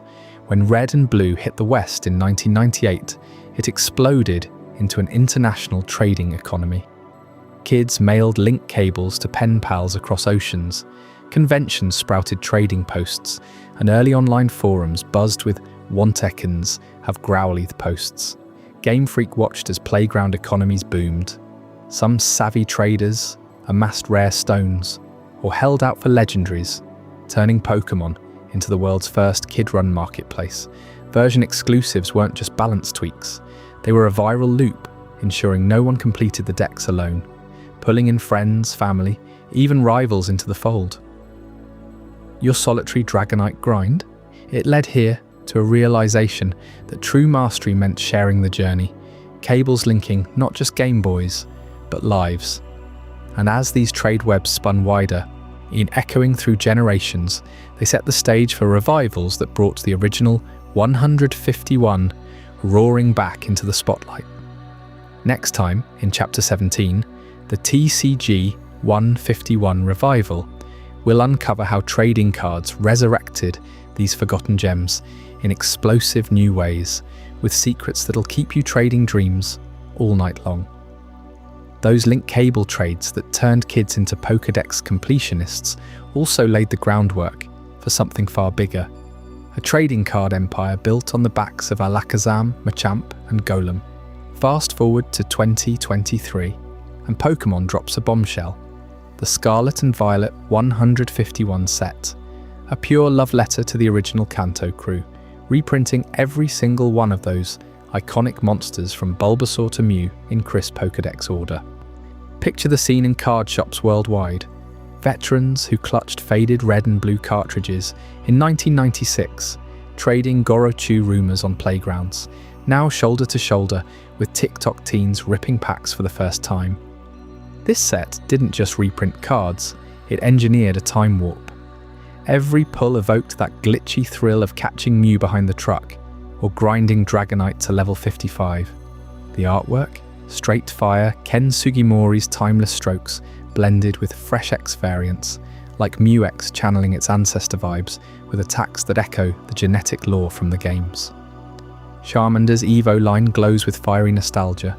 Squirtle's shell polished to mirror those pixelated Game Boy days, while Venusaur's bulb bursts with modern sheen that screams "collect me." But the real genius? It bridged worlds without a single word. Old-timers nodded at the faithful sprite recreations tucked into the borders, whispering about missing number glitches and cut evos like Pikachu's lost third stage. New collectors, hooked by the chase, hyper rares, illustration rares, and those secret rares that turned booster boxes into treasure hunts. Sales exploded past 20 million packs in Japan alone within weeks, proving the 151 weren't relics. They were rocket fuel for a franchise gasping under Gen 9 sprawl. Pokémon knew exactly what it was doing. Dust off the originals, lace them with scarcity, and watch two generations collide in euphoric pulls. Enter the God Pack phenomenon, the set's chaotic crown jewel. In a stroke of audacious luck, roughly 1 in every 1,000 packs hides a god pack. Not your standard rares, but a divine haul crammed with 12 special illustration rares. The SIRs that redefine pull rates, Open One and its pandemonium, Full Art Mewtwo cloning Psychic Fury, Articuno's icy wings shattering frames, Zapdos crackling with electric storms. These aren't random, they're lottery tickets to collector nirvana, flipping humble booster breaks into viral frenzies. Shops reported lines wrapping blocks, scalpers scrambling, and one lucky soul in Tokyo scoring a Mew SIR worth thousands overnight. God packs became legend overnight.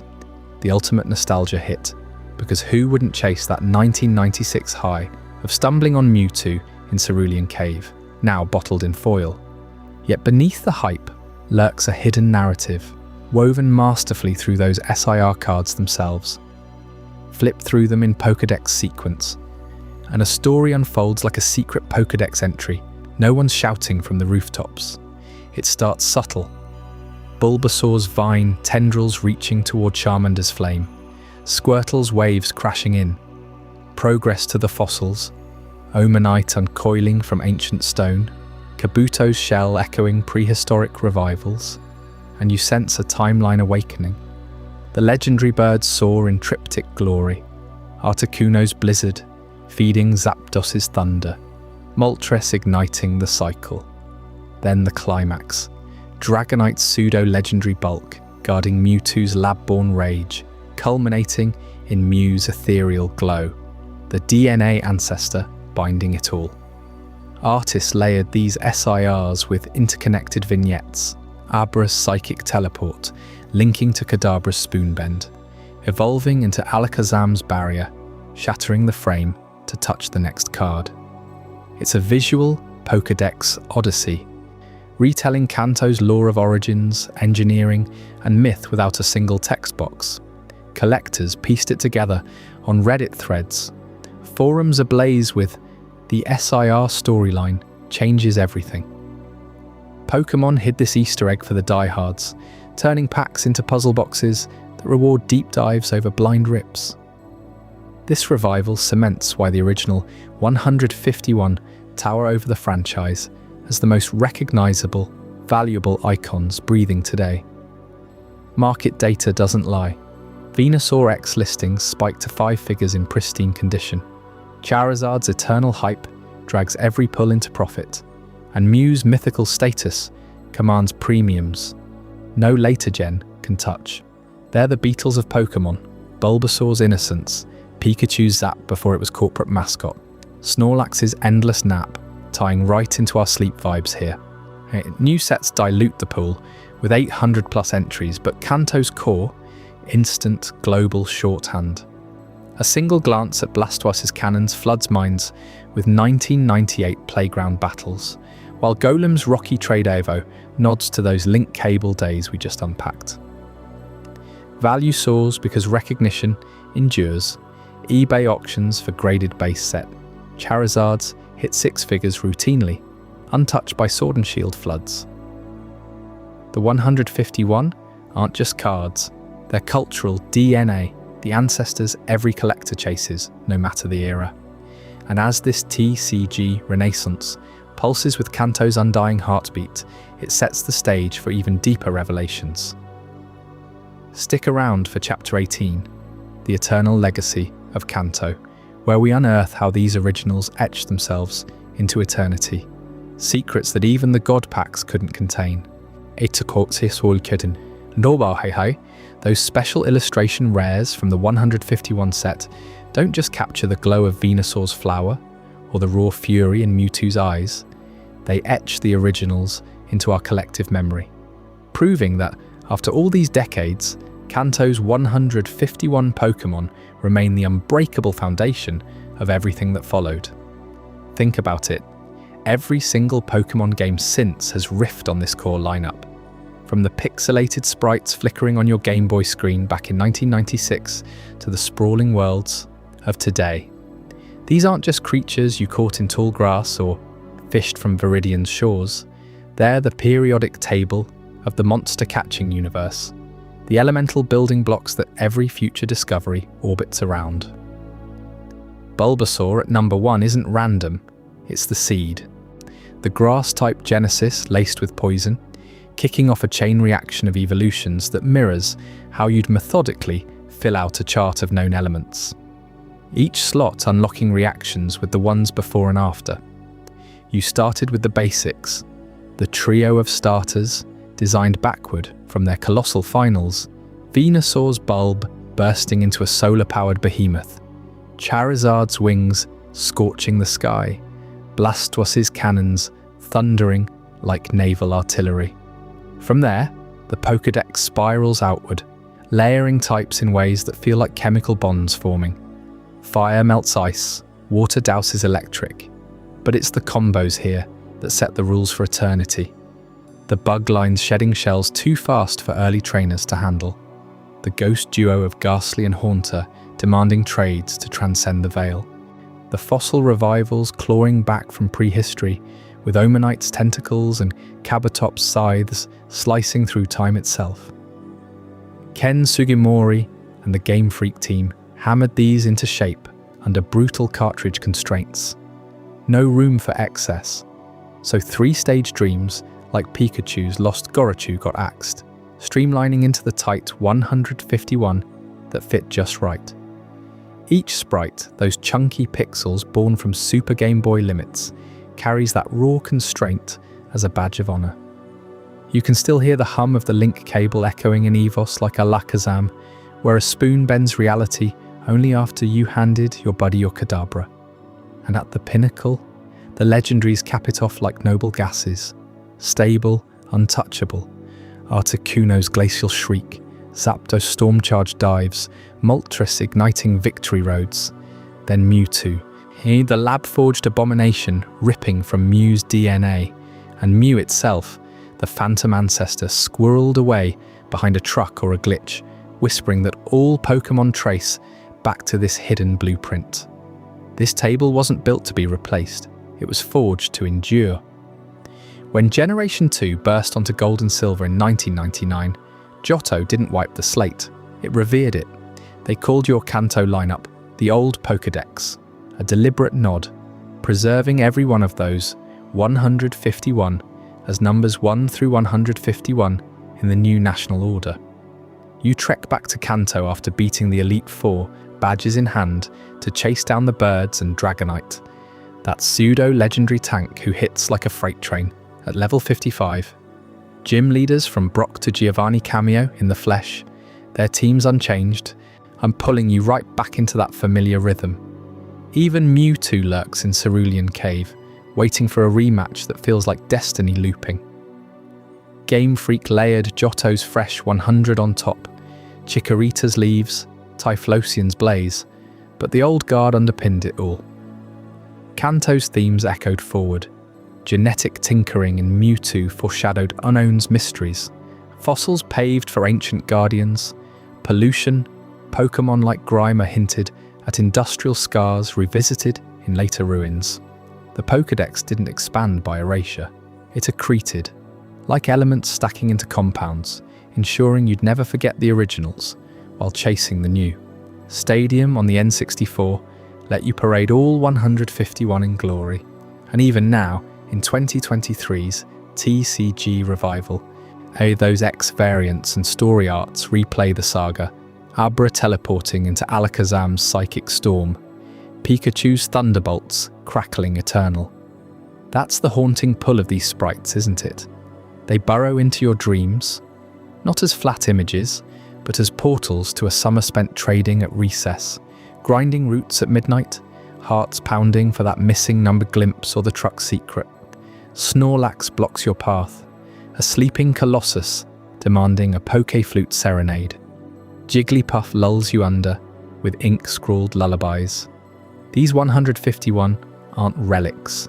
They're alive in every Pikachu plush on your shelf, every Mewtwo roar in the first movie's echoes, every nostalgic twinge when a remake drops.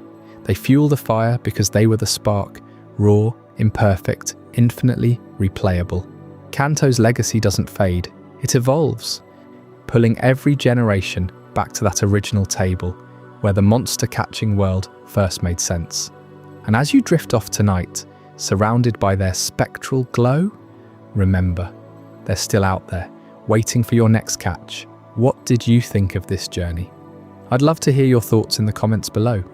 If this changed your perspective or taught you something new, consider subscribing for more mind-expanding content.